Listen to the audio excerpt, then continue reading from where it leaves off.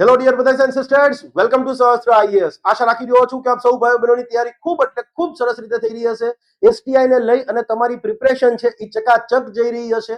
આ પ્રિપરેશન વખતે હવે થોડાક જ દિવસો બાકી છે, ત્યારે તમને જો કદાચ એવો વિચાર આવે કે ભાઈ નહીં થાય તો શું કરવું, તો એક વસ્તુ યાદ રાખજો, આવો વિચાર આ એક્ઝામ જે ટોપ કરશે ને એને અત્યારે આવતો હશે. જ્યારે ભવિષ્યમાં રિઝલ્ટ આવે ટોપ કરે, તમારો કોઈ ભાઈબંધ હોય ને પૂછી લેજો ભાઈ તને આ ટાઈમે વિચાર આવતો હતો. જ્યારે આવો વિચાર આવે ને ત્યારે એક વસ્તુ યાદ રાખો, તમારે તમારી પીઠ થપથપાવવાની છે. તમારી તૈયારી સારી છે ને માટે જ તમને આવા વિચાર આવે. જેને તૈયારી નથી જ કરી ને એને જિંદગીમાં વિચાર નથી જ આવવાનો. ચિંતા એને થાય કે જેને કંઈક ગુમાવવાનું થતું હોય. આટલી મહેનત કરી છે સારી અને હવે કદાચ નહીં રિઝલ્ટ મળે તો યાદ રાખો આ ડર બધાયને લાગે છે.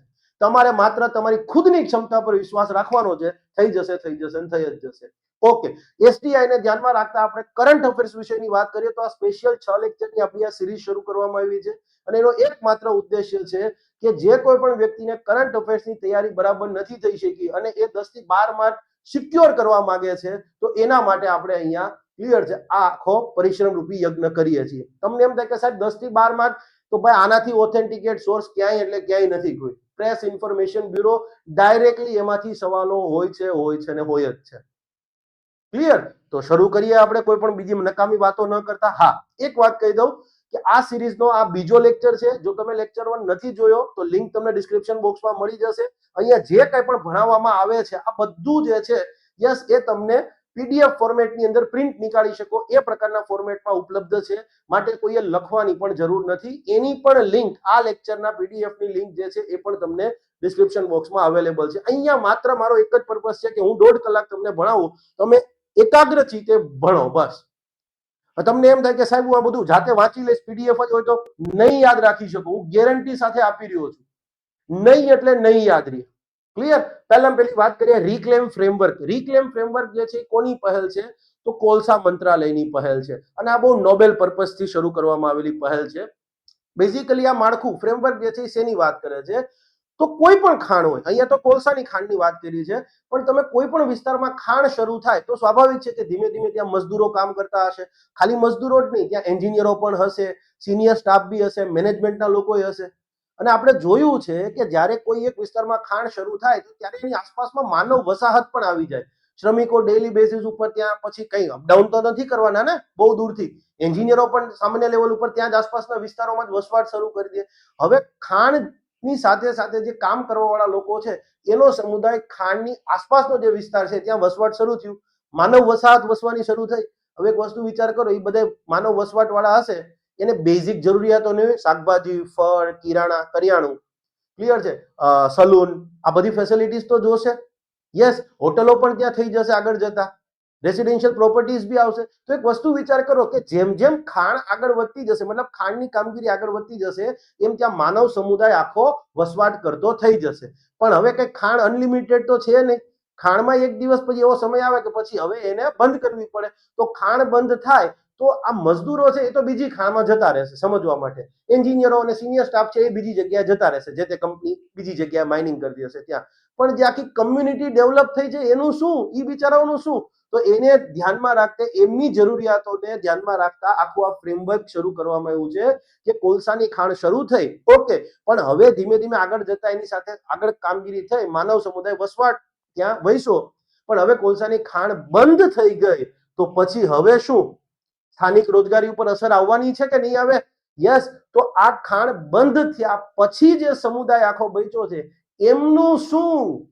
તો એમને કઈ રીતે આગળ પછી એમને રોજગારીઓનું સર્જન કરવામાં આવશે, એમને કઈ રીતે પછી બીજી બધી સુવિધાઓ, ફેસિલિટીઝ પૂરી પાડવામાં આવશે? તો એના માટેનું આ ફ્રેમવર્ક છે રીક્લેમ ફ્રેમવર્ક. Point is clear? અને આ તમારા રિસ્પોન્સિવ ગવર્નન્સ, સંવેદનશીલ સરકારનું ઉદાહરણ કહી શકાય. સંવેદનશીલ સરકાર, તમે રાજકીય નેતાઓ તો બહુ બધી બકવાસ કરતા હોય છે, પણ this is the practical example. પબેટની અંદર સંવેદનશીલ સરકારનું કોઈ મુદ્દો આવે ને તમે પ્રેક્ટિકલ એક્ઝામ્પલ તરીકે આ વસ્તુ લખી શકો છો. 121% લખી શકશો. કોઈ એટલે કોઈ ના નહીં પાડી શકે. ઓકે, નેક્સ્ટ છે financial fraud risk indicator.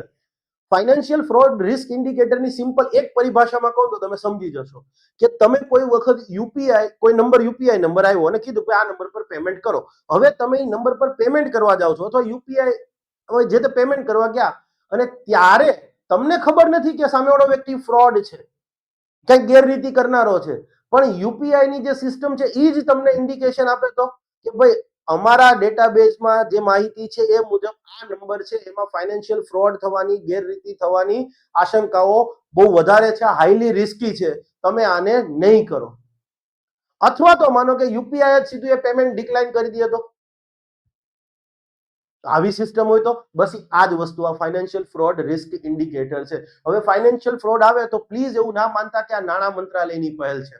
Yes, આ મિનિસ્ટ્રી ઓફ કમ્યુનિકેશન સંચાર મંત્રાલય છે, એની હેઠળનો એક ડિપાર્ટમેન્ટ છે, ડિપાર્ટમેન્ટ ઓફ ટેલિકોમ, અને એની હેઠળની એક સંસ્થા છે ડિજિટલ ઇન્ટેલિજન્સ યુનિટ. જો ફાઇનાન્શિયલ ઇન્ટેલિજન્સ યુનિટ અલગ છે, આ ડિજિટલ ઇન્ટેલિજન્સ યુનિટ છે, ભૂલતા નહીં. ફાઇનાન્શિયલ ઇન્ટેલિજન્સ યુનિટ અને ડિજિટલ ઇન્ટેલિજન્સ યુનિટ અલગ છે. Financial intelligence unit ministry of finance હેઠળ આવે છે, અને આ પડતા નામ સાથે ભરમાઈ જશો તો ભરમાતા નહીં. તો financial fraud risk indicator department of telecom હેઠળનું ડિજિટલ ઇન્ટેલિજન્સ યુનિટ છે, એની પહેલ છે. અને એનો ઉદ્દેશ્ય શું છે? તો બેઝિકલી આનો એક જ પર્પસ છે કે જે તે મોબાઈલ નંબરો છે અને એ ફાઇનાન્શિયલ ફ્રોડ સાથે એસોસિએટેડ હોય, ક્લિયર છે, નાણાકીય ગેરરીતિમાં વારંવાર ઉપયોગ થતા હોય તો યસ, કેટલે અંશે ઉપયોગ થયા છે આ પ્રકારની ગેરરીતિમાં, એના આધારે એને ક્લિયર છે risky, medium risky, highly risky એ કેટેગરીમાં, વેરી હાઈ રિસ્ક આ કેટેગરીમાં એ નંબરને એ જે તે કેટેગરીમાં મૂકી દેવામાં આવશે. પ્રશ્ન એ થાય સાહેબ તો કાલ સવારે સરકાર ગમે એના નંબરને રિસ્ક કેટેગરીમાં મૂકી દે. ના, એવું નહીં. કેટલાક ઇનપુટ મળ્યા હોય, ક્લિયર છે, માનો કે national cyber crime reporting portal છે, India cyber crime coordination centre છે, પછી બેંકો અને જે નાણાકીય સંસ્થાનો છે એમના દ્વારા ઇનપુટ આપવામાં આવ્યા હોય, અને એ સિવાય ચક્ષુ પ્લેટફોર્મ સંચાર સાથી જે પોર્ટલ છે એની ઉપરનું એક માળખું છે કે જેના અંતર્ગત તમે તમારા ફાઇનાન્શિયલ કોઈ તમારી સાથે ગેરરીતિ થઈ હોય તો એને ત્યાં રિપોર્ટ કરી શકો છો.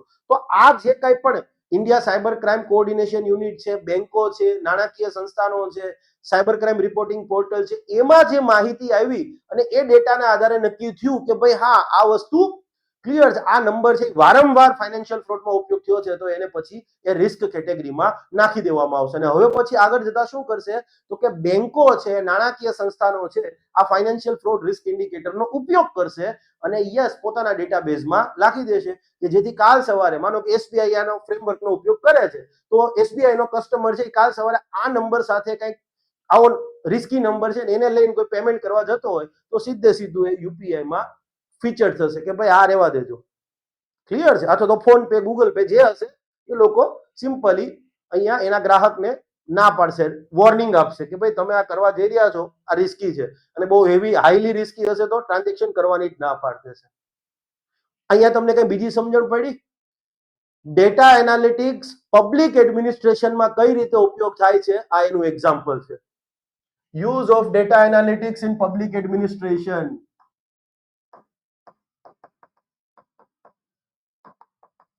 ક્લિયર? મેઇન્સમાં ઓકે. આ લેક્ચર જ્યારે આપણે વાત કરી રહ્યા છીએ ત્યારે બે ટોપિક એવા છે કે જેને લઈ અને મેં એટલું ડિટેલમાં તમને આપ્યું છે કે તમારે મેઇન્સમાં આવે તો ચિંતા નથી. એ પૈકીનો પહેલો ટોપિક છે આરડીઆઈ scheme, research development and innovation scheme, અને તમે કદાચ શબ્દ સાંભળ્યો હશે અનુસંધાન national research foundation, ANRF. Bharat સરકાર આ બે વસ્તુને લઈ અને બહુ એટલે બહુ એગ્રેસિવલી પિચ કરી રહી છે, માર્કેટિંગ પણ થઈ રહ્યું છે એનું, મતલબ સારા પરિપ્રેક્ષમાં, શબ્દ માર્કેટિંગ સારા સેન્સમાં કહી રહ્યો છું. તો આપણે આ વસ્તુ કરવી જોઈએ. કદાચ મેઇન્સમાં બી તમને પૂછી દે તો મેં અહીંયા તમને બધું એટલે બધું લખીને આપ્યું છે. તમારે પ્લીઝ કોઈ વસ્તુ એટલે થોડી 10-15 મિનિટ આપણે આને સમજીશું. Okay, research development and innovation scheme. આ સ્કીમનો પર્પસ શું છે? આ સ્કીમનો હેતુ શું છે? તો નામ જ કહે છે કે ભાઈ અહીંયા કંઈક રિસર્ચ ડેવલપમેન્ટ અને ઇનોવેશન, નવીનીકરણને લગતી કંઈક યોજના હશે. તો આનું બેકગ્રાઉન્ડ જોવા જઈએ તો એવું છે કે ભારતમાં રિસર્ચ ડેવલપમેન્ટ અને ઇનોવેશન પર જે ફંડિંગ કરવાની વાત છે, રિસર્ચના ઇનોવેશનના કોઈ પ્રોજેક્ટને ફાઇનાન્સ કરવાની વાત હોય ત્યારે 90% વધુ ફાઇનાન્સ જે છે પબ્લિક સેક્ટરમાંથી જ આવે છે. સરકારના જાહેર ક્ષેત્રના સંસ્થાનો છે, માનો કે Indian institute of science Bengaluru છે, આઈઆઈટીઝ છે, એનઆઈટીઝ છે, અથવા તો જાહેર ક્ષેત્રની કંપનીઓ છે, ઓએનજીસી છે, ઇન્ડિયન ઓઇલ છે, તો આ લોકો બધા રિસર્ચમાં ભારતમાં જેટલું બી રિસર્ચ પાછળ ફંડિંગ થાય છે તો એનું 90% ફંડિંગ જાહેર ક્ષેત્રમાંથી આવે છે, ઇન શોર્ટ સરકારમાંથી આવે છે, સરકારી સંસ્થાનોથી એમના દ્વારા કરવામાં આવે છે. ખાનગી ક્ષેત્ર બહુ એટલે બહુ નાનો એવો હિસ્સો જે છે એ કોન્ટ્રીબ્યુટ કરે છે. તો પ્રશ્ન એ થાય કે ખાનગી ક્ષેત્ર છે એ રિસર્ચ ડેવલપમેન્ટ ઇનોવેશનને ફંડ કેમ નથી કરતા? મોટી મોટી કંપનીઓ જે ફંડિંગ કેમ નથી આપતી? યસ, તમે જુઓ ભારત છે દવાઓની બાબતમાં, આપણે મેં ગઈકાલના લેક્ચરમાં કીધું હતું કે દવાઓની બાબતમાં આપણી દવાઓ છે કોસ્ટે ઓછી છે અને શ્રેષ્ઠતમ ગુણવત્તાઓ પૈકીની છે, પણ આ દવાઓ બધી શોધાય છે બહાર, પશ્ચિમ યુરોપની અંદર, અમેરિકાની અંદર, બધે ત્યાં. તો રીઝન શું હશે? Okay, come to the main point કે પ્રાઇવેટ સેક્ટર જે છે યસ એ ફંડિંગ કેમ નથી આપતું રિસર્ચ એન્ડ ડેવલપમેન્ટને? તો સિમ્પલ એક વસ્તુ છે કે રિસર્ચ એન્ડ ડેવલપમેન્ટનું જે ફંડિંગ છે, ઇનોવેશન ફંડિંગ છે, એ પહેલામાં પહેલું તો એ ટૂંકા ગાળા માટેનું ના હોય, લાંબા ગાળા માટેનું ફંડિંગ હોય અને સતતપણે એમાં ફંડિંગ આપતું જ રહેવું પડે, પ્રયોગો કરતા જ રહેવા પડે. કોઈ પણ દવા હોય તો દવા એવું નહીં કે હાલો આ 5 જણાને આપી દીધી, હાલો કાંઈ ન થયું તો ફરી પાછું બધાને માર્કેટમાં વેચવાનું ચાલુ કરવું, એવું ન થાય. ટ્રાયલ થાય, first trial, second level trial, third level trial. આ તો ખાલી દવાઓની વાત કરી તમને. તો રિસર્ચ એન્ડ ડેવલપમેન્ટની જે ફંડિંગ છે એની 3 વસ્તુ ઇમ્પોર્ટન્ટ છે. પહેલું કે એમાં સતતપણે ફંડ આપવું પડે, લાંબા ગાળા માટે ફંડ આપવું પડે, અને ઉપર જતા એમાં એક રિસ્ક હોય કે ચલો ભાઈ સક્સેસફુલ ન પણ રહ્યા તો કોઈ પણ કંપનીઓ હશે ઈ ફંડ તો આપશે, પણ સક્સેસફુલ રહે તો પણ રિસ્ક હોય તો ત્યાં ફંડ ઓછું આપશે. તો સરકારે કીધું કોઈ વાંધો નહીં, એક કામ કરો, અમે તમને ક્લિયર છે પૈસા આપીશું, બહુ એટલે બહુ લો ઇન્ટરેસ્ટ રેટ ઉપર અથવા નિગ્લિજિબલ કહી શકાય એવા ઇન્ટરેસ્ટ રેટ ઉપર, એવા વ્યાજના દર ઉપર, પણ તમે ઇન્ડિયામાં રિસર્ચ ડેવલપમેન્ટ એન્ડ ઇનોવેશનને પ્રોત્સાહન આપો, એ પ્રવૃત્તિઓને તમે ફંડ કરો. તો યસ, ખાનગી ક્ષેત્ર છે યસ એને આ યોજના અંતર્ગત ફંડ આપવામાં આવશે ભારત સરકાર તરફથી. કેમ કે જેથી એ ખાનગી ક્ષેત્ર એના જે તે કંપનીઓમાં રિસર્ચ, ઇનોવેશન અને ડેવલપમેન્ટના જે પ્રોજેક્ટ છે એને ફંડ કરી શકે, એવો આ યોજનાનો હેતુ છે. ઓકે, આ યોજના જે છે યસ એ 1,00,000 કરોડ રૂપિયાનું ફંડિંગ છે. 1,00,000 કરોડ રૂપિયા બહુ મોટી વસ્તુ થઈ ગઈ. હવે તમે વિચાર કરો આ ટોપિક કેટલો ઇમ્પોર્ટન્ટ છે, પ્રિલિમ્સ ને મેઇન્સ માટે થાય. પ્રિલિમ્સમાં સૌથી ઇમ્પોર્ટન્ટ પોઈન્ટ આ બની શકશે આ યોજનાનો. 1,00,000 કરોડનું ફંડિંગ ફાઇન, પણ સૌથી નેક્સ્ટ ઇમ્પોર્ટન્ટ થાય આ છે કે આ યોજના વહીવટી રીતે જોશો તો નાણાં મંત્રાલય હેઠળની યોજના છે, મિનિસ્ટ્રી ઓફ ફાઇનાન્સ હેઠળની યોજના છે. આટલું મોટું ફંડિંગ છે તો સ્વાભાવિક છે. પણ યસ, આ યોજનાની અમલવારીની વાત કરો, ઇમ્પ્લિમેન્ટેશન, તો ભારત સરકારનું એક બીજું મંત્રાલય ministry of science and technology છે, એના દ્વારા આ યોજનાની અમલવારી કરવામાં આવશે. અને ministry of science and technology હેઠળનો એક ડિપાર્ટમેન્ટ છે, ડિપાર્ટમેન્ટ ઓફ સાયન્સ ટેકનોલોજી. તો યસ, આ ડિપાર્ટમેન્ટ આ યોજનાને લઈ અને નોડલ એજન્સી તરીકે કામ કરશે. મુખ્ય કામગીરી હું સમજાવી ચૂક્યો છું. Okay, where is remote? Okay, હેતુઓ શું છે આ સમજવા જરૂરી છે, અને આ બહુ સિમ્પલ લેંગ્વેજમાં મેં તમને સમજાવી દીધા છે. પહેલામાં પહેલી વસ્તુ, હવે આ રિસર્ચ ડેવલપમેન્ટ અને ઇનોવેશનને આપણે પ્રોત્સાહન આપવાની વાત કરીએ છીએ તો એ સ્વાભાવિક છે કે એને તમારે રિસર્ચ ડેવલપમેન્ટ ઇન ઇનોવેશનને તમે એમ કહો છો કે ભાઈ ફંડિંગ આપવું, પ્રોત્સાહન આપવું, તો એ રિસર્ચ, ઇનોવેશન અને ડેવલપમેન્ટ છે એ ભવિષ્યલક્ષી જે જરૂરિયાતો છે એને લગતું થવું જોઈએ, વર્તમાનમાં પછી નહીં.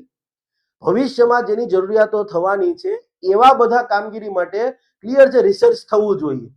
યસ, તો અહીંયા કીધું છે કે જે સનરાઈઝ સેક્ટર છે તો સનરાઈઝ સેક્ટર્સની અંદર ફંડિંગ જે છે રિસર્ચ એન્ડ ડેવલપમેન્ટના પ્રોજેક્ટ છે એને ફંડ કરવામાં આવશે. હવે સનરાઈઝ સેક્ટર એટલે શું તો આગળ જતા જોઈશું કે એને કમિટી છે એના દ્વારા નક્કી કરવામાં આવશે. તમે જે સમજો છો કે ભાઈ ટુરિઝમ છે એ બધું સનરાઈઝ સેક્ટર છે, ના, મેઇનલી અહીંયા રોબોટિક્સ ને એ બધી વસ્તુઓ આવશે, પણ અત્યારે એની ચર્ચા નથી. તો નવા ઉભરી રહેલા ક્ષેત્રો છે, ઇકોનોમિક સિક્યોરિટી, આર્થિક સુરક્ષાની દ્રષ્ટિએ, સ્ટ્રેટેજિક ઇમ્પોર્ટન્સ, વ્યૂહાત્મક હેતુની દ્રષ્ટિએ ઇમ્પોર્ટન્ટ હોય એવા પ્રોજેક્ટને ફંડ કરવામાં આવશે. ભારતની આત્મનિર્ભરતામાં વધારો કરે યસ એવા પ્રોજેક્ટ જે છે એ અહીંયા ફંડ કરવામાં આવશે, રિસર્ચ એન્ડ ડેવલપમેન્ટના ટુ બી સ્પેસિફિક.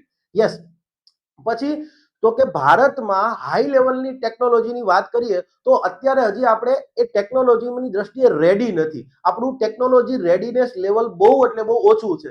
માનો કે લેટ્સ સે ફોર એક્ઝામ્પલ વેક્સિનની વાત કરીએ તો કોવિડ વખતે વેક્સિન બનાવવાની વાત હતી, તો વેક્સિન કોઈ પણ બનાવવાની થાય તો એ પહેલા અમુક ટેકનોલોજી તમારી પાસે રેડી જોઈએ. પછી જ વેક્સિન બનાવવાની તમે શરૂઆત કરી શકો. આ તો કોવિડનું એક્ઝામ્પલ આપ્યું. તો જે ક્ષેત્રો ઇમ્પોર્ટન્ટ છે, ખાસ કરીને હાઈ ગ્રેડની ટેકનોલોજીના, તો એ હાઈ ગ્રેડની ટેકનોલોજી માટે ઇન્ડિયામાં ટેકનોલોજી રેડીનેસ લેવલ તૈયાર થાય એ માટે પણ આ યોજના અંતર્ગત ફંડિંગ આપવામાં આવશે, એવા પ્રોજેક્ટને ફંડિંગ આપવામાં આવશે. નેક્સ્ટ, ખાલી આ એક વસ્તુ નથી. પછી માનો કે હાઈ ગ્રેડની ટેકનોલોજી છે, ઉચ્ચ કક્ષાની ટેકનોલોજી છે, એને ખરીદી કરવી હોય, એનું હસ્તાંતરણ કરવું હોય, એનું એક્વિઝિશન કરવું હોય, તો પણ ખાનગી કંપની છે એને ક્લિયર છે, મેં કીધું એમ કે બહુ હાઈ ગ્રેડની ટેકનોલોજી છે એને એક્વાયર્ડ કરવી છે, એને ખરીદવી છે, પણ પૈસા બહુ વધારે જોતા હોય તો આ યોજના અંતર્ગત એને ફંડ આપવામાં આવશે. આનું એક સિમ્પલ એક્ઝામ્પલ આપું. હમણાં મહિન્દ્રા કંપની છે, પેલા બોલેરો બનાવતી હતી, સ્કોર્પિયો બનાવતી હતી, પણ મહિન્દ્રાની છેલ્લા 5-10 વર્ષ, 5 વર્ષની જે ગાડીઓ આવી તમે જુઓ, જબરજસ્ત ડિઝાઇન છે. યસ, આનું કારણ શું છે ખબર છે? મહિન્દ્રાએ યુરોપની અંદર ઇટાલિયન એક કંપની છે જે ઓટોમોબાઈલમાં ડિઝાઇન ક્ષેત્રની છે, પિનિફેરિન કે સમથિંગ એક નામ છે, પિનિફેરિયન નામ, મને પ્રોનાઉન્સિએશન ખોટું હોઈ શકે, પણ યસ સર્ચ કરશો આવી જશે.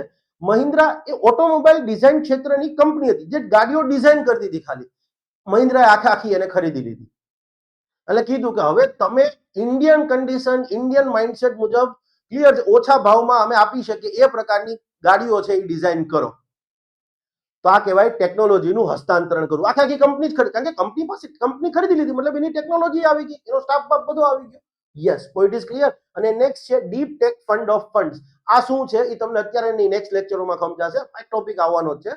પણ deep tech fund of funds એટલે એવું કહી શકો કે સિમ્પલી અત્યારે ખાનગી ક્ષેત્રો છે, યસ, એમાં એવા સ્પેશિયલ ફંડ ક્રિએટ કરી દેવામાં આવ્યા કે એ ફંડનું કામ શું છે, તો કે જે ડીપ ટેકનોલોજી કહી શકાય, એઆઈ છે, સાયબર ફિઝિક્સની કોઈ પણ, ઇન્ટરનેટ ઓફ ધ થિંગ્સ છે, બાયોટેકનોલોજી છે, એરોસ્પેસ છે, હવે એમાં કોઈ નાના સ્ટાર્ટઅપ્સ કામ કરતા હોય ને એને ફંડિંગની જરૂરિયાત છે, તો આ ડીપ ટેક ફંડ જે છે, યસ, એને ફંડ આપશે.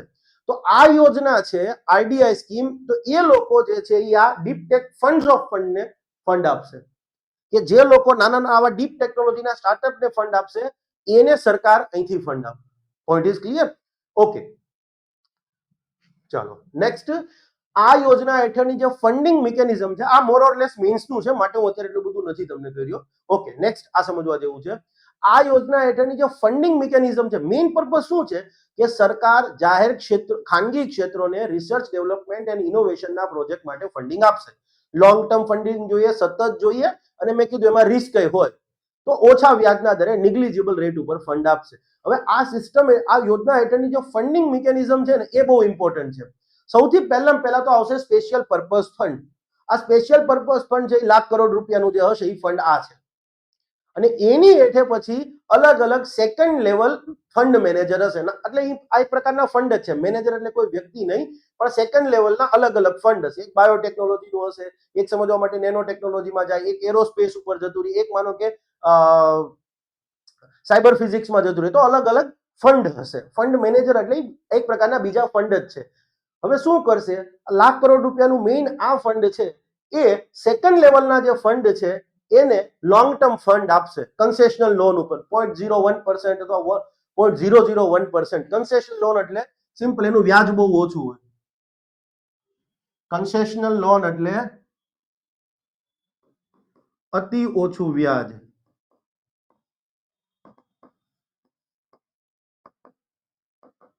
.01% અથવા એનાથી ઓછું, 0.001 or whatever, બરાબર છે.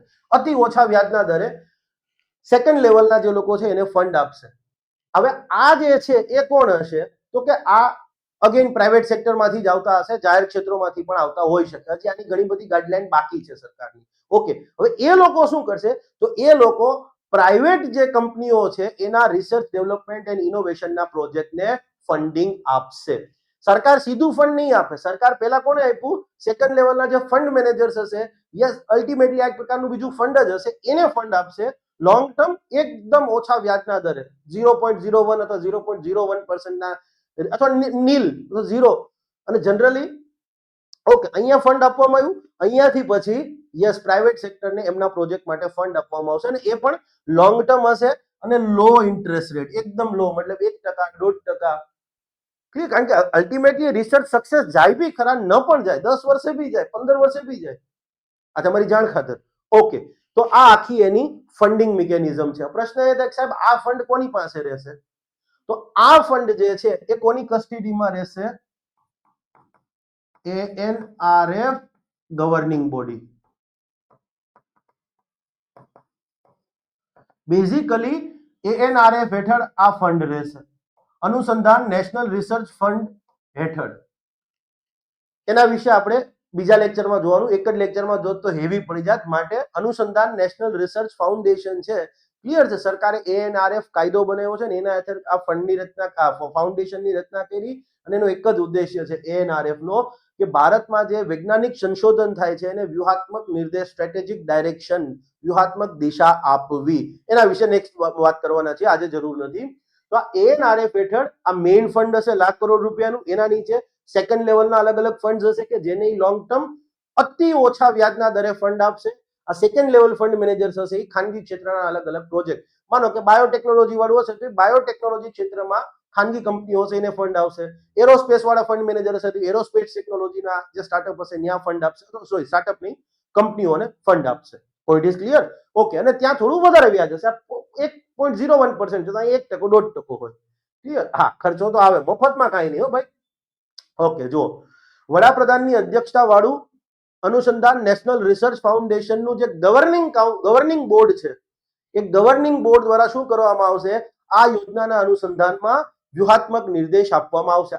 એકચ્યુઅલી આ ગવર્નિંગ બોર્ડ છે ને એની અંદર પ્રાઇમ મિનિસ્ટર હોય, સાયન્સ એન્ડ ટેકનોલોજીના મિનિસ્ટર છે, એજ્યુકેશન મિનિસ્ટર છે, નીતિ આયોગના સાયન્સ એન્ડ ટેકનોલોજી વાળા જે મેમ્બર છે એ એમાં સભ્ય હોય, ભારત સરકારના મુખ્ય વૈજ્ઞાનિક સલાહકાર સભ્ય હોય, સચિવો હોય છે કેટલા, કાલે વાત કરીશું એની, બરાબર છે, નેક્સ્ટ લેક્ચરમાં એમ ઇન્ટુ છે.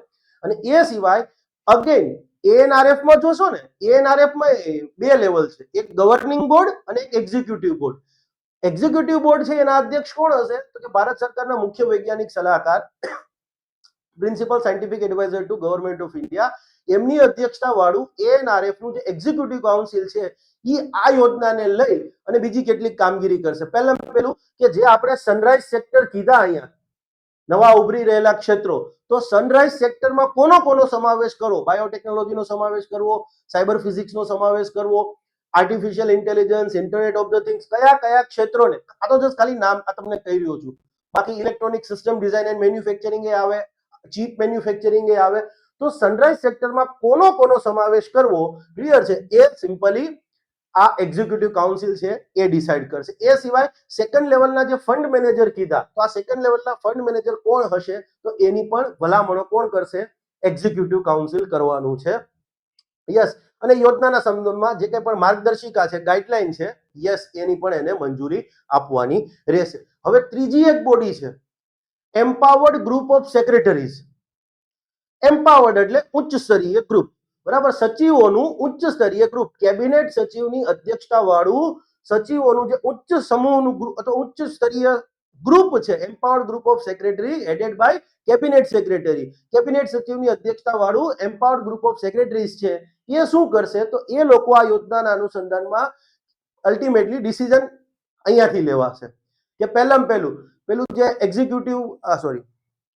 એક્ઝિક્યુટિવ કાઉન્સિલ હતું એમને સેકન્ડ લેવલ ફંડ મેનેજર કોને રાખવા એની ભલામણ કરી, તો આ લોકો એને માન્યતા આપશે, એપ્રૂવ કરશે. યોજના હેઠળના સનરાઈઝ સેક્ટર કોને ગણવા? તો યસ, એ અહીંયાથી થશે. ઓકે, યોજનાના અનુસંધાનમાં કોઈ ચેન્જીસ કરવાનો થાય તો એ ચેન્જીસ અને યોજનાને લઈ અને કોઈ સમીક્ષા કરવાની થાય તો પણ આ જ આવશે. આટલું તમારા માટે ઇનફ છે.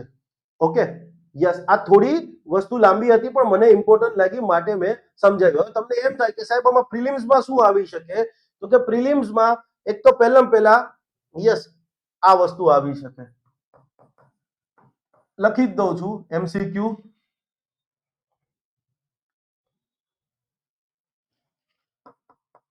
MCQ એક આ આવી શકે અને આ પણ આવી શકે. એનો હેતુ શું છે? ઓકે, ફંડિંગ મિકેનિઝમ જે છે આ હેતુ હતો મેન્સ માટે છે, આ મોર ઓર લેસ, માટે જ મેં અહીંયા બહુ ડિટેલમાં નથી ગયો. ઓકે, આ જે છે એ વસ્તુ આવી શકે. ખાલી આટલું જ યાદ રાખજો. યસ, બાકી આ તો સિમ્પલ વસ્તુ છે. જો એએનઆરએફ નું ગવર્નિંગ બોર્ડ કીધું છે અને આ છે એક્ઝિક્યુટિવ કાઉન્સિલ, કારોબારી પરિષદ. ઓકે, ચાલો નેક્સ્ટ છે, હવે આની કઈ જરૂરિયાત નહીં પડે. મને ભાઈ વાંચી વાંચીને ભણાવવું નહીં ગમતું, તમે જોઈ લેજો. હું જનરલી લેક્ચર બોલતો હોઈશ તો મારું તમારું ટોપિકનું ધ્યાન જોવા છે. ટોપિક એમ વિચાર છે ખામે પેલું સ્ક્રીન દેખાય ને એમાં જ જોઈને બોલ દઉં. બરાબર. સાવિત્રી, ઓકે આ તો થઈ ગયું છે. સી, અમુક વસ્તુ જાતે કરી લેવાની છે માટે મૂકી રહ્યો છું. Okay, C flood. હવે નામ જ સૂચવે છે કે ફ્લડ પૂરને લગતી વાત હશે તો યસ, ભારતે એક વિકસાવેલી એક નવી સિસ્ટમ છે ફ્લડ, સી ફ્લડ. અને શું છે તો યુનિફાઈડ ઇન્યુડેશન ફોરકાસ્ટિંગ સિસ્ટમ. ઇન્યુડેશન એટલે શું? પૂર ફેલાય ને એને કહેવાય ઇન્યુડેશન, પૂરનો ફેલાવો. ફોરકાસ્ટિંગ એટલે અનુમાન. તો સિમ્પલી આ સી ફ્લડ સિસ્ટમ છે એ એક એવી સિસ્ટમ છે કે જે 2 દિવસ અગાઉ તમને કેટલીક માહિતી આપી દે. શું તો કે ભાઈ કોઈ વિસ્તાર છે તો એમાં પૂર આવવાની સંભાવના કેટલી છે, પૂરનો આખો નકશો તૈયાર કરીને આપી દે અને પૂર દરમિયાન પાણીની સપાટીનું લેવલ કેટલું થશે એ પણ આ સી ફ્લડ અંતર્ગત ખબર પડી જશે. અને સી ફ્લડ છે ખાલી સિટીના લેવલ પર ને, ઇવન એક ગામડાના લેવલ ઉપર તમને પૂરનું ફોરકાસ્ટિંગ, પૂરનું અનુમાન લગાડી અને આપી દેશે. અને કોણે આ તૈયાર કર્યું છે જોતા તમને ભૂવિજ્ઞાન મંત્રાલય લાગે, પણ ના, ભૂવિજ્ઞાન મંત્રાલય નથી. ક્લિયર છે? Ministry of electronics and information technology હેઠળનું સીડેક છે, centre for development of advance computing. CDAC અને જલશક્તિ મંત્રાલય છે એની સંયુક્ત પહેલ છે. અને યસ, આ પહેલ છે નેશનલ સુપર કમ્પ્યુટિંગ મિશન અંતર્ગત ડેવલપ કરવામાં આવેલી વસ્તુ છે. Okay, next. સક્ષમ 3000, આ ઇમ્પોર્ટન્ટ છે. શું છે સક્ષમ 3000? લખેલું જ છે તમારી સામે કે એક પ્રકારનું સ્વિચ કમ રાઉટર છે, હાઈ કેપેસિટી વાળું નાના કદનું સ્વિચ કમ રાઉટર છે. અહીંયા તમારી સામે આપ્યું છે. રાઉટર તો તમે હું બધા ઉપયોગ કરીએ જ છીએ. આપણું રાઉટર બહુ બેઝિક હોય. ઇન્ટરનેટ જેની ઘરે હશે અથવા તમારી લાઇબ્રેરીમાં ઇન્ટરનેટ હશે તો યસ, વાઈફાઈ હશે ત્યાં તો એનું રાઉટર હશે. તો આ સક્ષમ 3000 છે એ હાઈ પરફોર્મન્સ, હાઈ કમ્પ્યુટિંગ, એકદમ નાના કદનું સ્વિચ કમ રાઉટર છે, કોમ્પેક્ટ સાઇઝનું છે. ઓકે, સંચાર મંત્રાલય હેઠળનો ટેલિકોમ વિભાગ છે અને એની હેઠળનું એક C DOT, centre for development of telematics, C DOT, એમના દ્વારા વિકસાવવામાં આવ્યું છે. પ્રશ્ન એ થાય કે આ રાઉટર, સ્વિચ કમ રાઉટર છે એનો ઉપયોગ ક્યાં થશે? તો એનો ઉપયોગ ડેટા સેન્ટરોમાં થશે કે જ્યાં બહુ હાઈલી કોમ્પ્લેક્સ ગણતરીઓ કરવાની થતી હોય તો ડેટા સેન્ટરોમાં થાય, અથવા તો લેટ્સ સે ફોર એક્ઝામ્પલ કોઈ બહુ મોટું રિસર્ચ સંસ્થાન છે કે જ્યાં બહુ હાયર લેવલની ગણતરીઓ કરવાની થતી હોય, રિસર્ચના મોડેલ્સની ને એ બધાને ધ્યાનમાં રાખતા, તો ત્યાં આ સક્ષમ 3000 જે છે એનો ઉપયોગ થશે. આ સિવાય 5G 6G નેટવર્કની વાત કરો, એઆઈ આધારિત વર્કલોડ છે એમાં પણ ઉપયોગ થશે. એની સ્પીડ જુઓ, 25.6 ટેરાબીટ પર સેકન્ડ. ટેરાબાઇટ નથી કીધું, ટેરાબાઇટ કે તો 8 વડે ભાગી નાખો. 8 વડે ભાગશો એટલે એપ્રોક્સિમેટલી 8 તેરી 24, બરાબર છે. એટલે 3 અને ફરી પાછા 1.6 એટલે 3.2. 8 વડે ભાગશો એટલે 3.2 થઈ જાય ને. યસ, 24 અને પછી 1.6 16 કરી નાખો, 8 દુ 16, પાછો 0.2 કરી દો, 3.2 ટીબી, 3.2 ટીબી ની સ્પીડ છે પર સેકન્ડની. ક્લિયર છે? અહીંયા ટેરાબીટ લખ્યું છે, 3.2 ટેરાબાઇટ. ક્લિયર છે? ટેરાબીટ અને ટેરાબાઇટ નો ડિફરન્સ ખબર હશે હું માનું છું એવું અત્યારે. ઓકે, તો સક્ષમ જે ઈ સ્વિચ કમ રાઉટર છે. Okay, next. Okay, training to Kenyan. હવે પેનની જરૂરિયાત હમણાં તો નહીં પડે, જરૂર પડશે ત્યારે કાઢશું. આપેલું આ ખબર નહીં, આવડું મોટું રિમોટ છે ને, નહીં ફાવતું લાગે છે હવે કંઈક. ઓકે, નેક્સ્ટ છે training to Kenyan national authority under chemical weapon convention. હવે તમને ખબર છે કેમિકલ વેપન કન્વેન્શન છે એક વૈશ્વિક સમજૂતી છે કે જેના અંતર્ગત દુનિયાના કોઈ પણ દેશને લઈ, જે લોકો સિગ્નેટરી છે, આમ તો દુનિયાના લગભગ બધા દેશો, 193 દેશો આના સિગ્નેટરી છે કેમિકલ વેપન કન્વેન્શનના. કેમિકલ વેપનો ઉપર, રાસાયણિક હથિયારો ઉપર સંપૂર્ણપણે પ્રતિબંધ મૂકે છે. એને લઈને તમે રિસર્ચ ના કરી શકો, મેન્યુફેક્ચરિંગ ના કરો, પ્રોડક્શન ના કરી શકો, કોઈ બીજા દેશ પાસે એનું પ્રોડક્શન ન કરાવી શકો, એને તમે કોઈ પણ દેશ કબજામાં ન રાખી શકે, એનું સેલિંગ વેચાણ ન કરી શકે, એનું એક્વિઝિશન પોતે ખરીદી બી ના શકે, સંપૂર્ણપણે પ્રતિબંધ મૂકે છે. અને કેમિકલ વેપન કન્વેન્શન અંતર્ગત દરેક દેશોનો એક ટ્રેક રેકોર્ડ જોવામાં આવે કેમિકલ વેપન કન્વેન્શનને લઈને. ભારતનો ટ્રેક રેકોર્ડ બહુ સાફ છે. ઇનફેક્ટ કેમિકલ વેપન કન્વેન્શનની જોગવાઈઓ લાગુ કરવા માટે આપણી એક નેશનલ ઓથોરિટી પણ છે, national authority chemical weapon convention, અને સીધી એ કેબિનેટ સેક્રેટરીએટ અંતર્ગત કામ કરે છે. અને આપણી આ જે નેશનલ ઓથોરિટી છે CWC ને લઈ, એ વિશ્વ આખામાં બહુ ફેમસ છે. દુનિયાના કોઈ પણ દેશને કેમિકલ વેપન કન્વેન્શન પોતાના ઘર આંગણે લાગુ કરવું હોય, એના નિયમો અને જોગવાઈઓ લાગુ કરવી હોય, તો યસ, આપણી ઓથોરિટી છે ઘણી બધી જગ્યાએ ઘણા બધા દેશોની નેશનલ ઓથોરિટીનો ટ્રેનિંગ આપે છે. એ પૈકીની તાજેતરમાં એને કેન્યાની જે નેશનલ ઓથોરિટી છે, કેન્યા દેશની અંદર કેમિકલ વેપન કન્વેન્શન ને લગતી જે એમની નેશનલ ઓથોરિટી છે, એને આપણી આ ક્લિયર છે national authority chemical weapon convention દ્વારા તાજેતરમાં જેની ટ્રેનિંગ આપવામાં આવી છે. આ તમારા જીપીએસસી ના સિલેબસમાં અગાઉ હતો આ ટોપિક આખો. હવે ખબર નહીં હસમુખ પટેલ સાહેબને શું મતલબ સમજી શકો છો. યસ, અને હું એટલું તો બહુ એટલે બહુ જવાબદારીપૂર્વક કહી રહ્યો છું કે દાસા સાહેબે જે મહેનત કરીને સિલેબસ કર્યો હતો ને, એનો આ ભાઈએ દાટ વાળી દીધો. મને કહેવામાં જરાય અતિશયોક્તિ નથી. આ પહેલી વખત આજે હું દાજે પડતા બોલી રહ્યો છું. ક્લિયર છે? પેલા માણસે જે આખી મહેનત કરી અને ક્રિએટ કર્યું હતું, તમને 200 ક્વેશ્ચન નથી કાઢી શકતા તમે લોકો? અને આખો સિલેબસ એક one size does not fit to all. આ ભારત સરકારની જોગવાઈ છે.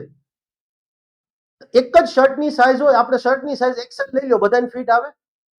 પેલા પ્રોપર સિલેબસ હતો, એસટીઆઈ માટેનો અલગ, બરાબર છે, ડીવાયએસઓ નો અલગ, બરાબર છે. યસ, હવે તો ક્લાસ 1-2 માટે ઓરો, મતલબ કઈ સમજાતું જ નહીં કે કઈ દિશામાં આ બધી વસ્તુઓ જઈ રહી. ઓકે, એક જ પેપર કરી નાખ્યું 1-2 નું, બધું એકમાં જ. ક્વેશ્ચન કાઢવાની આળસ થાય છે ભાઈ. યસ, અને હું ઈચ્છું છું કે મારો અવાજ એમના સુધી પહોંચે, અને એમને છોડો, વધારે પડતું થઈ જશે. ઓકે, નેક્સ્ટ જાતે જોઈ લેજો.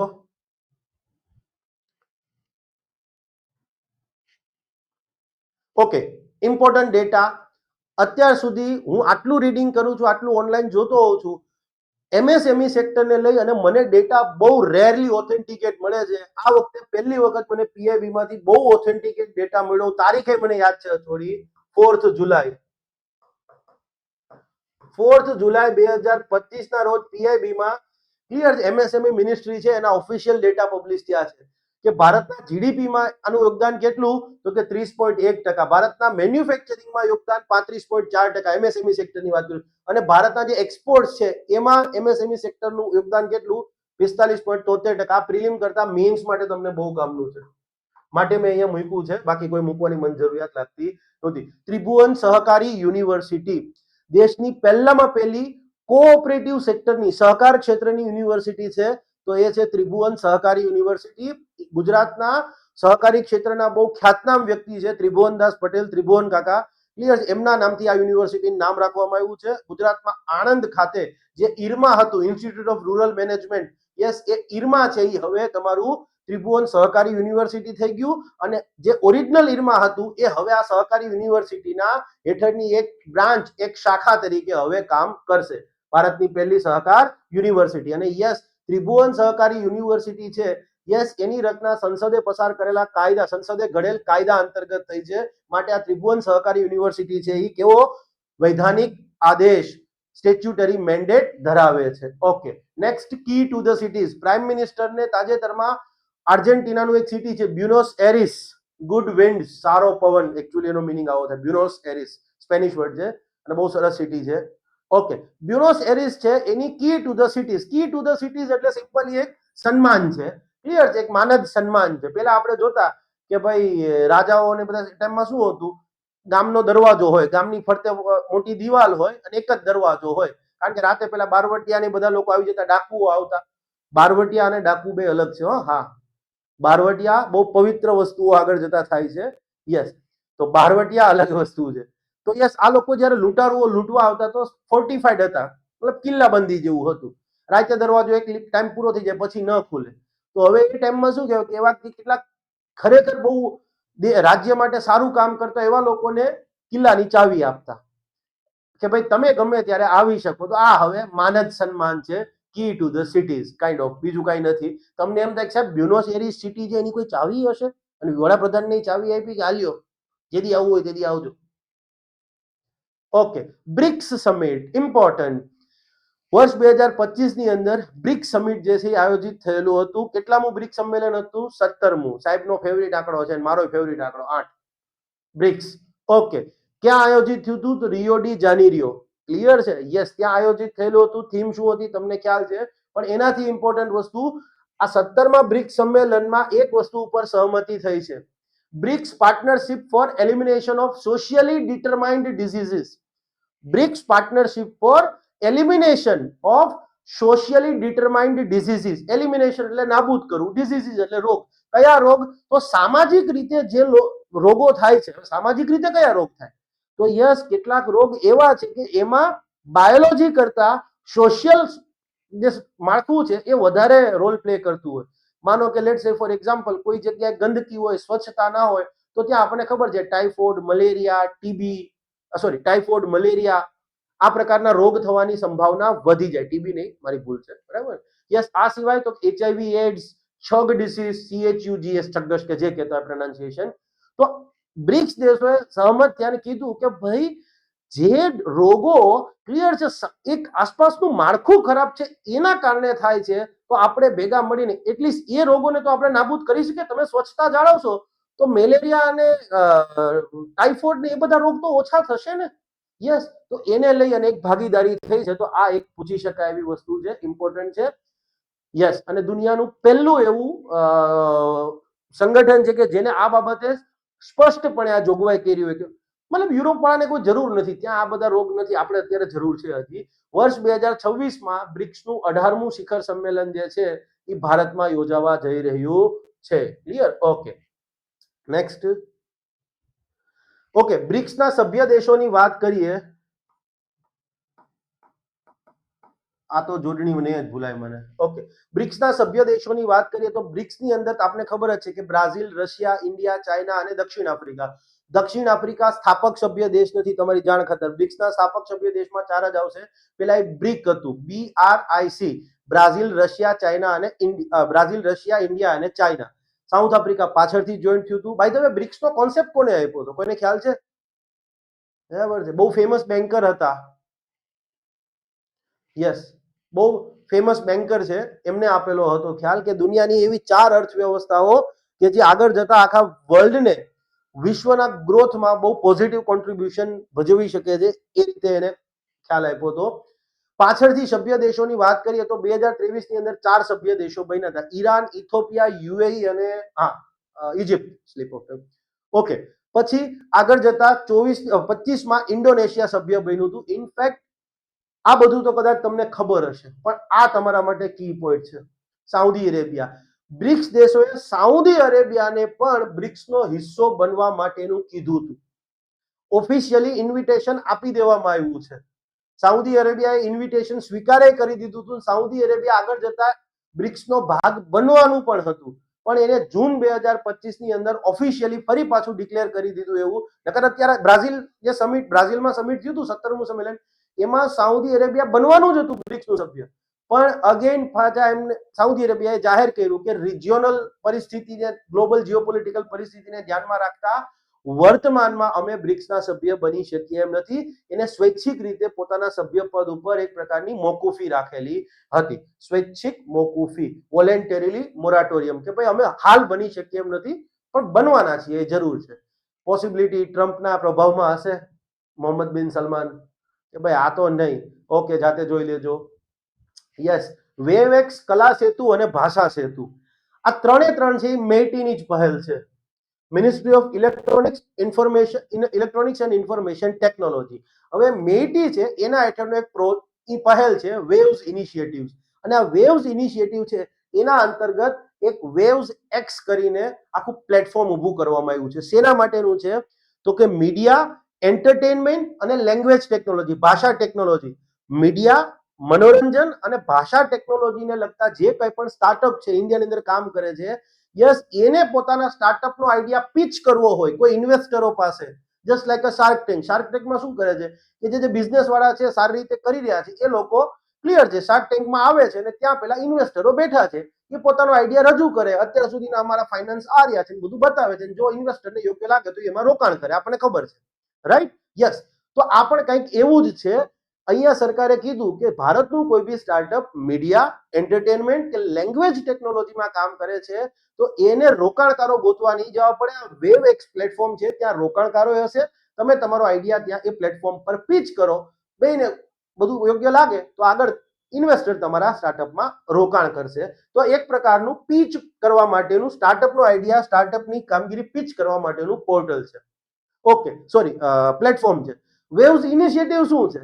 તો સિમ્પલી દેશની અંદર કાર્યરત જે કોઈ પણ મીડિયા, એન્ટરટેનમેન્ટ અને લેંગ્વેજ ટેકનોલોજીના સ્ટાર્ટઅપ છે, ક્લિયર છે, એને એક પ્રકારે જે સહયોગ જરૂરી છે એ તમામે તમામ સહયોગ આપવા માટેનો એક પ્રકારનો ઇન્ક્યુબેશન કાર્યક્રમ છે, that is a waves initiative.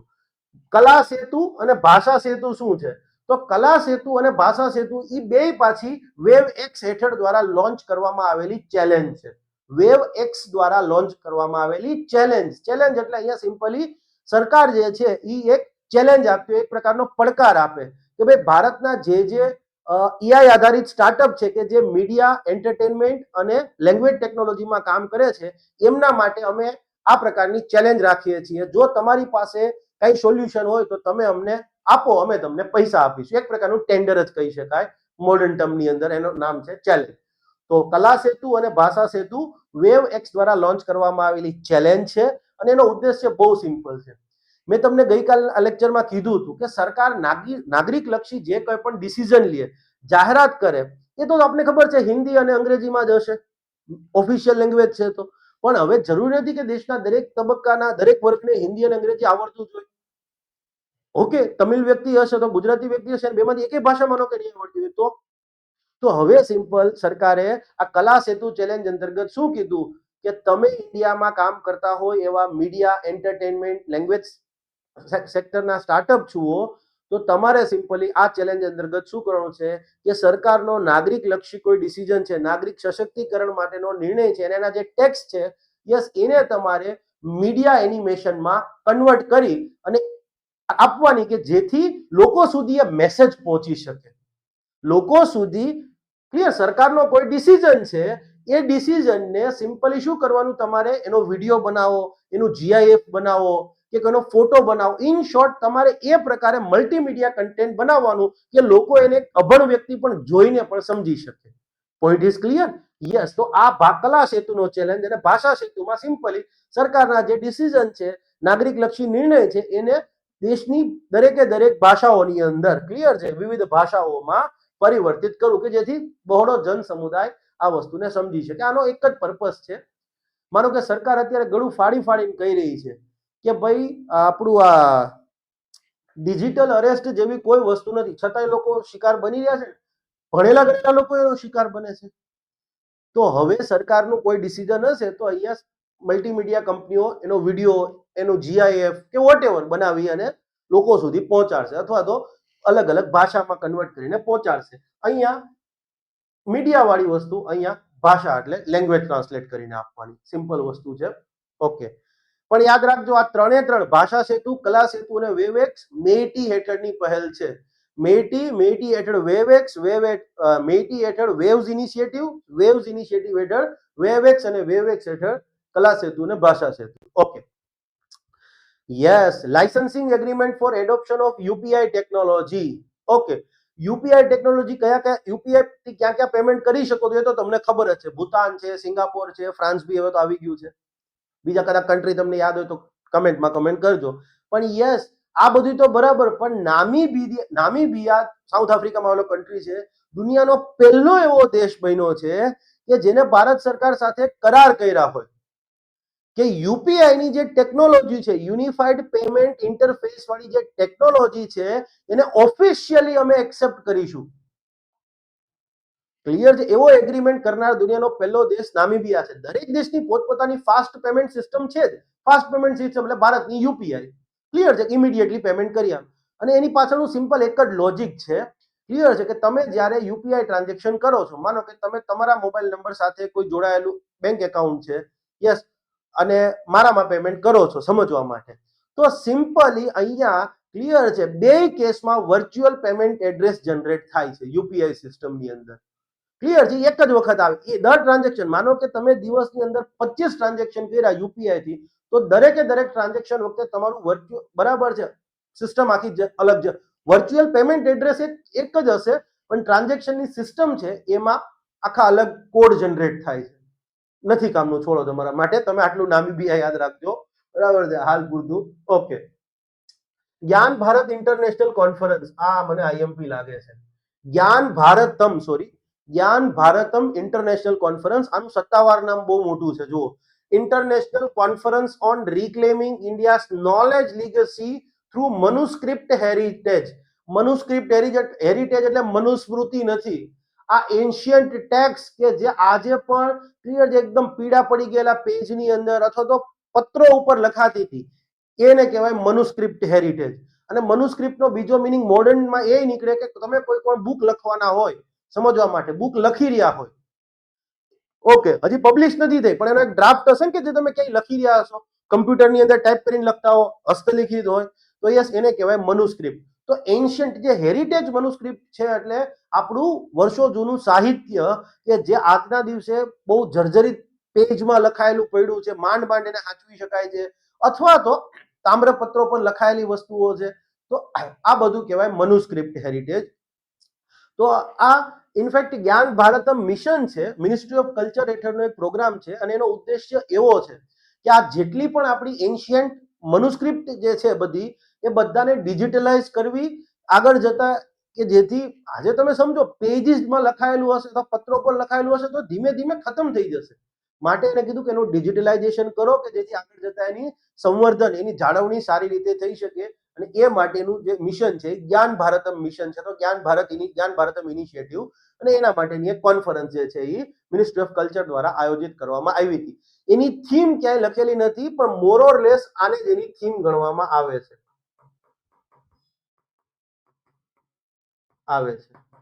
તો એમ કે જ્ઞાન ભારત ઇન્ટરનેશનલ કોન્ફરન્સ, તો એની થીમ આ થશે. ઓકે, નેક્સ્ટ છે નિસ્તાર. આ ઇમ્પોર્ટન્ટ છે અગેન.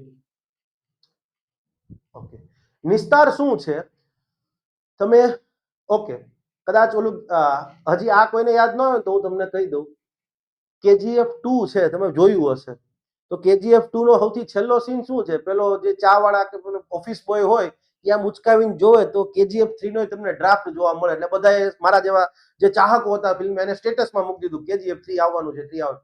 તો કેજીએફ 3 વાળી જે વસ્તુ હતી ને એને મનુસ્ક્રિપ્ટ કહી શકાય. પબ્લિશ થયા પહેલાનો જે પોર્શન થયું ને, તો આ તો બધું કઈ પબ્લિશ નથી થયું ને, હજી વર્ષોથી લખાયેલું પડ્યું છે ભારત સરકારના સંગ્રહાલયોમાં, એને ડિજિટલાઇઝેશન કરવાનો કોન્સેપ્ટ છે એ જ્ઞાન ભારતમ ઇનિશિયેટિવ છે. ઓકે, નેક્સ્ટ છે નિસ્તાર. નિસ્તાર શું છે, તો સિમ્પલી તમે કલ્પના કરો કે કોઈ સબમરીન છે એ દરિયામાં અંદર ઓપરેટ કરી રહી છે, અને હવે માનો કે કાંઈ એમાં માલ ફંક્શનિંગ થયું, તો સબમરીનમાં તો ઠીક છે, સબમરીન તો કાલ સવાર નવી એ બનાવી લેશું, પણ સબમરીનની અંદર માનો કે 50 જણા ક્રૂ મેમ્બર હતા, 25 જણા ક્રૂ મેમ્બર હતા, તો અંદર કામ કરતા લોકો, એને બચાવવા પડશે ને. યસ, તો એને કઈ રીતે બચાવવા, તો એના માટેનું એક ભારતે મતલબ દુનિયાના બધા દેશોમાં પાસે હશે જેમની પાસે સબમરીન છે, પણ ભારતે સ્વદેશી રીતે ડિઝાઇન કરી અને નિર્માણ કરેલું indigenously design and built deep submergence rescue vehicle, એ તમારું નિસ્તાર છે. યસ, દરિયામાં ઊંડાઈ સુધી ડાઇવિંગ તથા રેસ્ક્યુ કામગીરી કરી શકે છે. હિન્દુસ્તાન શિપયાર્ડ લિમિટેડ દ્વારા એને બનાવવામાં આવ્યું છે, અને અંદાજે 75% કન્ટેન્ટ ઇન્ડિજિનિયસ છે. એનો મિનિંગ એવો થાય કે જહાજ બનાવવામાં જે સામગ્રી વપરાય છે, જેટલી બી વસ્તુઓ, એની 75% સ્વદેશી વસ્તુઓ છે. અને યસ, દરિયામાં ઊંડાઈ ઉપર માનો કે કોઈ સબમરીન સ્પેસિફિકલી ખરાબ થઈ જાય, ડૂબવાની વસ્તુ હોય, ત્યારે સિમ્પલી મધરશિપ તરીકે કામ કરશે. અને ઘણી વખત એવું પણ થાય કે એનું એન્કરિંગ કરી દેવામાં આવે અને આખી આખી સબમરીનને લઈ જવામાં આવે. ક્યાં સુધી, તો કે કિનારા, મતલબ જ્યાં ડોક સુધી, જ્યાં જતી હોય ત્યાં સુધી. ક્લિયર? ઓકે. અને ભારતનું પહેલું ડાઇવિંગ વ્હીકલ છે કે આપણે ઘર આંગણે જેને ડિઝાઇન કર્યું છે, નિર્માણ કર્યું છે, અત્યાર સુધી આપણે બહારના જે જહાજ હતા એને ઓપરેટ કરતા હતા.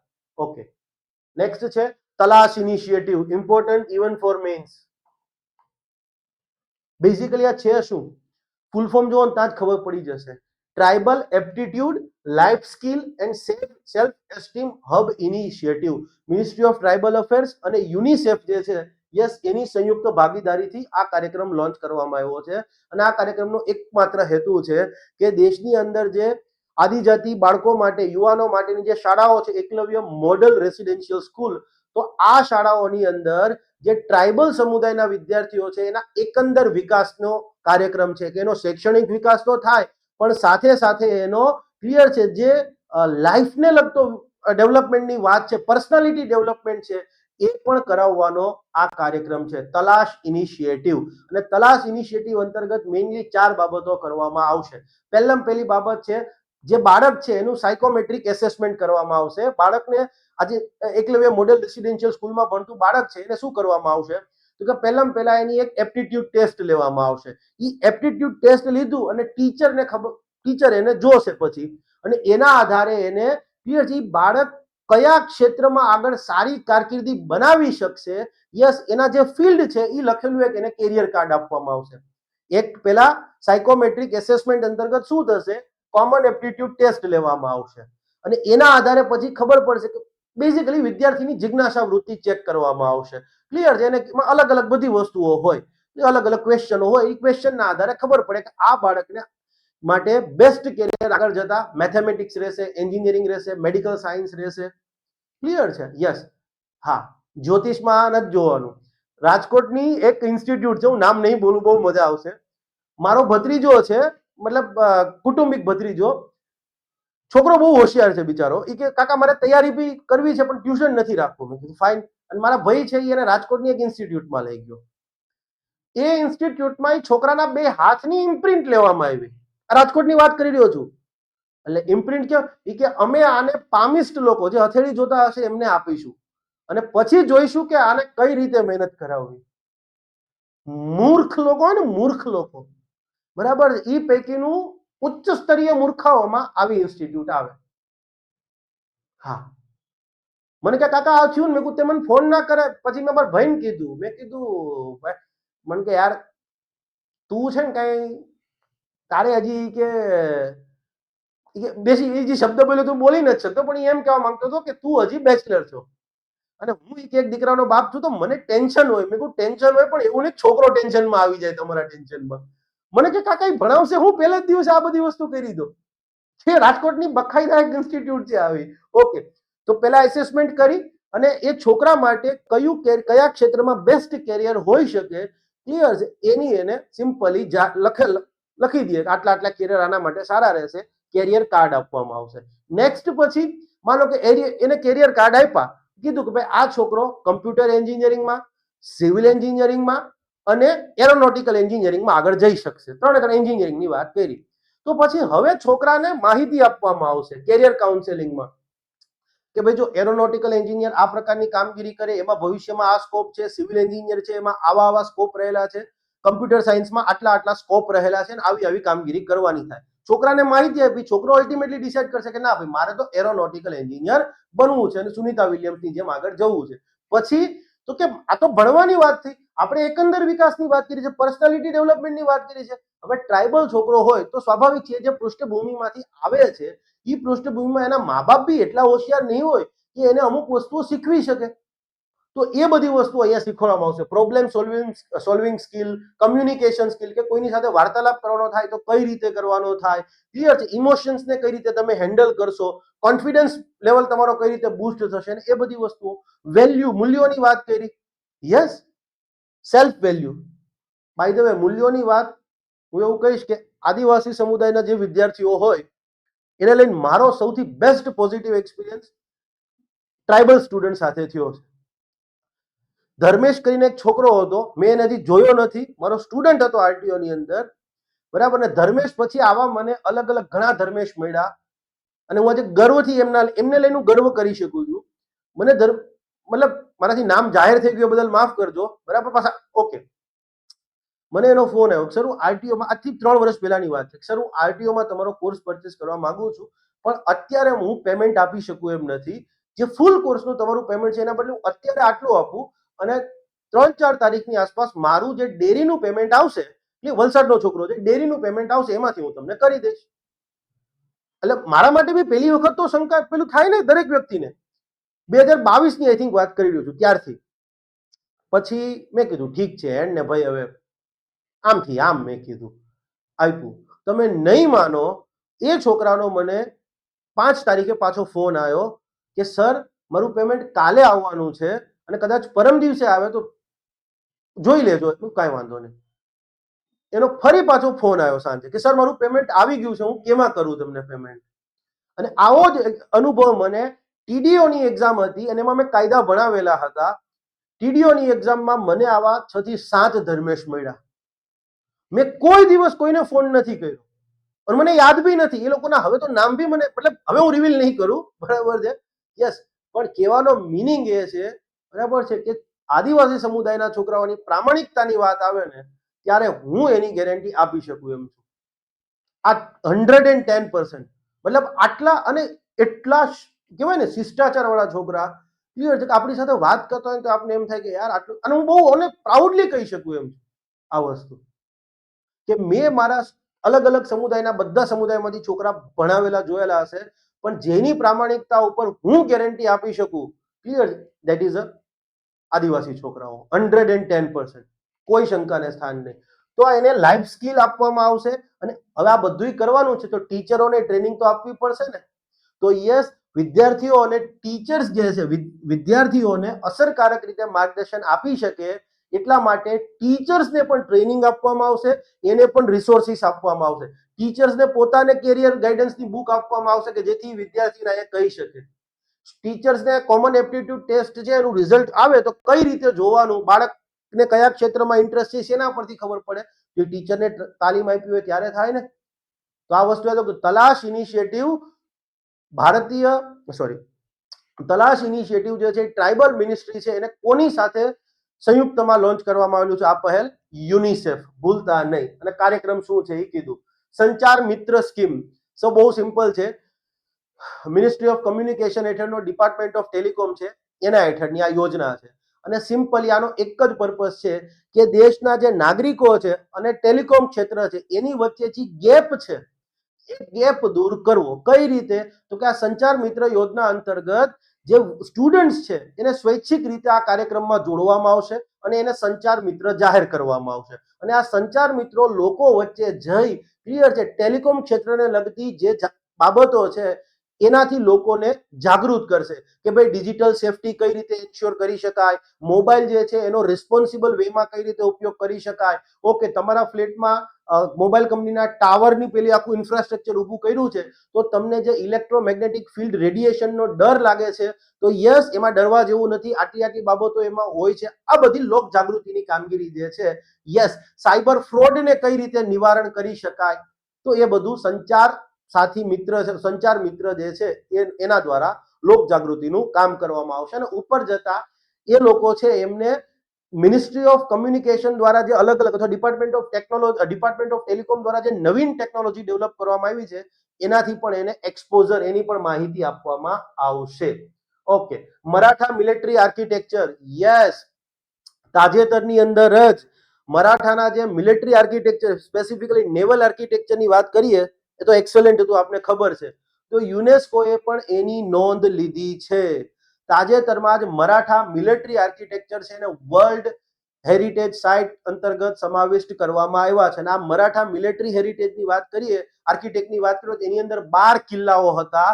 યસ, 11 કિલ્લા મહારાષ્ટ્રમાં આવ્યા છે અને 1 કિલ્લો તમિલનાડુમાં આવ્યો છે. યસ, એને વર્લ્ડ હેરિટેજ સાઇટનો દરજ્જો આપી દેવામાં આવ્યો છે. ભારતની 44મી વર્લ્ડ હેરિટેજ સાઇટ જે છે એ આ બનેલું છે.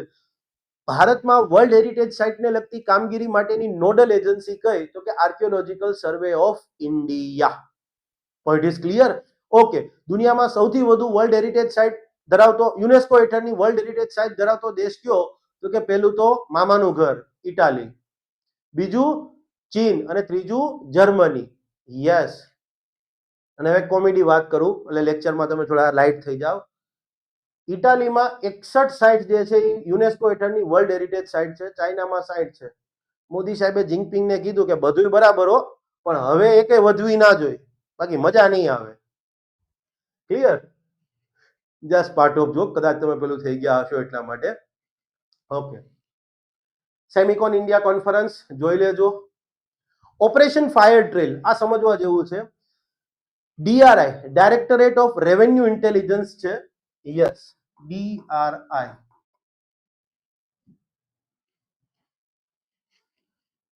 મિનિસ્ટ્રી ઓફ ફાઇનાન્સ છે. યસ, એના હેઠળનો એક ડિપાર્ટમેન્ટ છે ડિપાર્ટમેન્ટ ઓફ રેવન્યુ. એની હેઠળના central board of direct taxes and central board of indirect taxes and custom, એની હેઠળ ડીઆરઆઈ કામ કરે છે. ઓકે, અને ડીઆરઆઈ દ્વારા આ થોડા સમયની અંદર છેલ્લા 2-4 મહિનાની અંદર બહુ અલગ અલગ ઓપરેશન્સ હાથ ધરવામાં આવ્યા અને દરેક ઓપરેશન્સને એક કોડ નેમ આપવામાં આવ્યું હતું. જો આ છે ઓપરેશન ફાયર ટ્રેલ. ડીઆરઆઈ દ્વારા આ ઓપરેશન ઓલ ઓવર ઇન્ડિયામાં હાથ ધરવામાં આવ્યું હતું અને એનો એકમાત્ર ઉદ્દેશ્ય હતો ચાઇનીઝ ફાયર ક્રેકર્સ જે છે, ચાઇનીઝ ફટાકડા છે, યસ, એને જ્યાં જ્યાં ચાઇનીઝ ફટાકડા હોય એ બધાને પકડવા અને જપ્ત કરી લેવા. ટુ ટ્રેસ, એને ટ્રેક કરવા, ઇન્ટરસેપ્ટ કરવા, આંતરવા અને એને જમા કરી લેવા. શું? Chinese firecracker and Chinese fireworks. By the way, આ બેનો ડિફરન્સ શું? ફાયર ક્રેકર્સ અને ફાયર વર્ક્સ, જેને કોઈને ખબર હોય એ કમેન્ટમાં કરજો. ઓકે, ડીઆરઆઈ સીબીડીટી ની અંડરમાં નથી, ભૂલતા નહીં. Central board of direct taxes ની અંડરમાં નથી. ક્લિયર છે? Central board of indirect taxes and custom ની અંતર્ગત છે. ઈડી કોના અંતર્ગત છે એ કહેજો. ચલો, તેન્ઝિંગ નોર્વે, જે હોય બરાબર છે, જોઈ લેજો, જાતે જ જોવાનું છે. એડવેન્ચર એવોર્ડ છે. શલ્યકોન 2025 આ સમજવા જેવી વસ્તુ છે. મિનિસ્ટ્રી ઓફ આયુષ જે છે એના અંતર્ગત એક સંસ્થાન કામ કરે છે. Yes, all India institute of Ayurveda, એના દ્વારા આ શલ્યકોન 2025 નું આયોજન કરવામાં આવ્યું હતું. બેઝિકલી આ શેની કોન્ફરન્સ છે ખબર? આયુર્વેદમાં જે શસ્ત્રક્રિયા થાય છે ને, શલ્યક્રિયા કહે એને, આયુર્વેદની જે શસ્ત્રક્રિયા છે એને લગતી, આપણે જનરલી શસ્ત્રક્રિયા ઓપરેશન્સની વાત કરીએ તો આપણે માને કે એલોપેથીમાં જ ઓપરેશન થાય, શરીર બરીર ચીરવામાં આવે, વોટેવર જે કયો એ, પણ યસ, શલ્યતંત્ર આયુર્વેદિક સર્જરીના અનુસંધાનમાં હાથ ધરવામાં આવેલી કોન્ફરન્સ અને આની થીમ પૂછાઈ શકે એવી વાત છે. 3I, innovation, integration and inspiration. Okay, next. ભાઈ તમને આ કન્ટેન્ટ મજા આવી રહ્યું છે ને? હા, લખજો હો. પછી એવું ના થાય, મને એમ ના થાય કે ભાઈ આ હું ખોટે તમને ફાયદો થાય તો ના ફાયદો થાય ના પાડી દેજો, આપણે બંધ કરી દઈએ, કાંઈ વાંધો નહીં. હા, ઓકે. પ્રધાનમંત્રી દિવ્યશા કેન્દ્ર, નામ જ જોતા લાગે છે કે દિવ્યાંગ વ્યક્તિઓ માટેની વાત હશે મેઇનલી. હા, પણ ખાલી દિવ્યાંગ વ્યક્તિઓ માટેની વાત નથી, વૃદ્ધ વ્યક્તિની પણ વાત છે. ઓકે, દિવ્યાંગ વ્યક્તિ અને વૃદ્ધ વ્યક્તિ હોય તો આપણને ખબર છે કોઈ વ્યક્તિ સાંભળી ના શકતા હોય તો એના માટે હિયરિંગ એડ, પેલું કાનમાં લગાવવાનું મશીન હોય. હા, ઓકે. વૃદ્ધ વ્યક્તિ છે તો એને વ્હીલચેરની પણ જરૂરિયાત રહેતી, સામાન્ય લાકડીથી લઈને વ્હીલચેરની પણ જરૂરિયાત રહે. હા, રહે. તો આ જે કંઈ પણ દિવ્યાંગ વ્યક્તિઓ છે, વૃદ્ધ વ્યક્તિઓ છે, એને જે કંઈ પણ આવી ચીજવસ્તુઓની, ઉપકરણોની સહાય જે જોતી હોય, ઉપકરણો અનિવાર્ય હોય તો એ ક્યાંથી પૂરા પાડવામાં આવશે? અફોર્ડેબલ અને સારા ઉપકરણો જે છે એ આ પ્રધાનમંત્રી દિવ્યશા કેન્દ્રોમાંથી એમને ફાળવવામાં આવશે. જેમ પ્રધાનમંત્રી જન આરોગ્ય યોજના છે, પેલી ફાર્માસી જેનરિક દવાઓ માટેનું, કાઇન્ડ ઓફ આ એના જેવું જ છે, પણ અહીંયા ઉપકરણો મળશે. કોને? દિવ્યાંગ વ્યક્તિ અને વૃદ્ધ વ્યક્તિઓને. કયા મંત્રાલય હેઠળ છે? તો ministry of social justice and empowerment. Yes, સામાજિક ન્યાય અને અધિકારિતા મંત્રાલય. સામાજિક ન્યાય અને અધિકારિતા મંત્રાલય હેઠળનો એક વિભાગ છે, department of empowerment of person with disability, દિવ્યાંગ જન સશક્તિકરણ વિભાગ. યસ, એના હેઠળનો આ કેન્દ્રો જે છે એ શરૂ કરવામાં આવશે. અને આ કેન્દ્રોમાં ખાલી એમને આ બધા ઉપકરણોની જ ફેસિલિટીઝ નહીં આપવામાં આવે, પણ એમને કોઈ બીજી પણ સહાય જોતી હશે. માનો કે દિવ્યાંગ વ્યક્તિ છે તો એને રાજ્ય સરકારની કોઈ યોજના હેઠળ સહાય મળતી હોય, કેન્દ્ર સરકારની કોઈ યોજના હેઠળ રોકડ સહાય મળતી હોય, તો એના ફોર્મ ભરવાથી લઈ અને સબમિટ કરવા સુધીનું બધું આ પ્રધાનમંત્રી દિવ્યશા કેન્દ્રોમાં કરવામાં આવશે. Yes, ADEETIE scheme important. ADEETIE નામ જુઓ ને ત્યાં જ બધું ખબર પડી જશે શું છે. એસિસ્ટન્સ ઇન ડિપ્લોઈંગ. એસિસ્ટન્સ એટલે સહયોગ, ડિપ્લોય કરવું એટલે લાગુ કરવું. ઓકે, સહયોગ, કંઈક લાગુ કરવામાં, સહયોગ. શું લાગુ કરવામાં? Energy efficient technologies in industries and establishment. ઉદ્યોગો, ઇન્ડસ્ટ્રીઝ છે, આપણા ઇન્ડસ્ટ્રીયલ એસ્ટાબ્લિશમેન્ટ્સ છે, ક્લિયર છે. જનરલી ફેક્ટરીઓ ફેક્ટરીની વાત કરતા હોય તેને એસ્ટાબ્લિશમેન્ટ કહીએ, ક્લિયર છે. લો ની પરિભાષા છે, બાકી તમારે કોઈ કામનું નથી. ઓકે, ઇન્ડસ્ટ્રીઝ અને એસ્ટાબ્લિશમેન્ટ છે એમાં ઉર્જાની દ્રષ્ટિએ કાર્યક્ષમ હોય, એનર્જી એફિશિયન્ટ હોય એવી ટેકનોલોજી લાગુ કરવા માટેનો સહયોગ. બસ આ જ વસ્તુ છે યસ આ યોજનાનો હેતુ. આપણા જે એમએસએમઈ પહેલા ઇન્ડિયા છે એને લો કાર્બન ઇકોનોમી તરફ લઈ જવાની વાત કરી રહ્યા છે કે ભાઈ ઓછું કાર્બનનું ઉત્સર્જન થાય. તો પહેલા તો આપણે શું કરવું પડે? કાર્બનનું ઉત્સર્જન જ્યાંથી થાય છે એ બધી જગ્યાએ કાપ મૂકવો પડે. તો કાર્બનનું ઉત્સર્જન ઇન્ડસ્ટ્રીમાં થાય છે, પાવર સેક્ટરની અંદર બી થાય છે, અને આપણે ઇવન વ્હીકલની અંદર થાય છે. તો વ્હીકલની અંદર કાર્બનનું ઉત્સર્જન ઘટાડવા માટે આપણે ઈવીને પ્રમોટ કર્યો. ઓકે, ઇલેક્ટ્રિસિટીની વાત કરીએ તો ઇલેક્ટ્રિસિટીમાં આપણે ખબર છે મોટા ભાગનો પાવર કોલસામાંથી આવે છે. તો હવે આપણે સૌર ઉર્જા, ક્લિયર છે, વિન્ડ એનર્જી, ન્યુક્લિયર એનર્જી આ બધાને પ્રમોટ કરીએ છીએ. Yes or no? યસ. તો અહીંયા પણ કંઈક એવું જ છે કે ઇન્ડસ્ટ્રી દ્વારા વર્તમાનમાં ખાસ કરીને એમએસએમઈ સેક્ટરને લઈને આ સ્કીમ છે. એમએસએમઈ સેક્ટર દ્વારા ક્લિયર છે જે ટેકનોલોજી ઉપયોગ કરવામાં આવે છે એ એટલી એનર્જી એફિશિયન્ટ નથી. તો માટે સરકારે કીધું કે એડાઇટ સ્કીમ અંતર્ગત કે ભાઈ તમે એમએસએમઈ એકમ તરીકે એનર્જી એફિશિયન્ટ ટેકનોલોજી પરચેસ કરો. તો એમએસએમઈ એકમ કે પૈસા ક્યાંથી આવશે? તો કીધું અડાઇટ સ્કીમ અંતર્ગત અમે તમને લોન આપીશું અને જે વ્યાજ આવશે એ વ્યાજ તમને ક્લિયર છે મતલબ વ્યાજમાં માફી આપવામાં આવશે. માઇક્રો અને સ્મોલ એન્ટરપ્રાઇઝ છે એના માટે 5% વ્યાજમાં માફી છે, અને મીડિયમ એન્ટરપ્રાઇઝ છે તો એના માટે વ્યાજમાં 3%ની માફી, તો વ્યાજ સબસિડી દેશી ભાષામાં કહીએ તો. વ્યાજ ઇન શોર્ટ એમને નહીં ભરવું પડે. તો કોઈ પણ એમએસએમઈ એકમ છે એ દેશની અંદરથી કે દેશની બહારથી એફિશિયન્ટ એનર્જીની દ્રષ્ટિએ એફિશિયન્ટ હોય એવી ટેકનોલોજી ખરીદવા માંગતો હોય તો અડાઇટ સ્કીમ અંતર્ગત એને સરકાર પૈસા આપશે, પણ લોન પછી આગળ લોન સ્વરૂપે પૈસા આપશે, પણ વ્યાજમાં એક માફી મળશે. બ્યુરો ઓફ એનર્જી એફિશિયન્સી દ્વારા આ જે સ્કીમ છે એની અમલવારી કરવામાં આવશે. તો મંત્રાલય કયું હશે? વિચારોથી પાવર. કારણ કે બ્યુરો ઓફ એનર્જી એફિશિયન્સી ક્યાં આવે? પાવર મંત્રાલય હેઠળ આવે. ક્લિયર? ઓકે, ચાલો. હા, જુઓ, ભૂલાઈ ગયું તું મારાથી કહેતા. જ્યાં ઉર્જાની બહુ વધારે ખપત થતી હોય, લેસ એનર્જી એફિશિયન્ટ સેક્ટર હોય, ઉર્જાનો વપરાશ બહુ વધારે થતો હોય એવા 14 ક્ષેત્રો છે.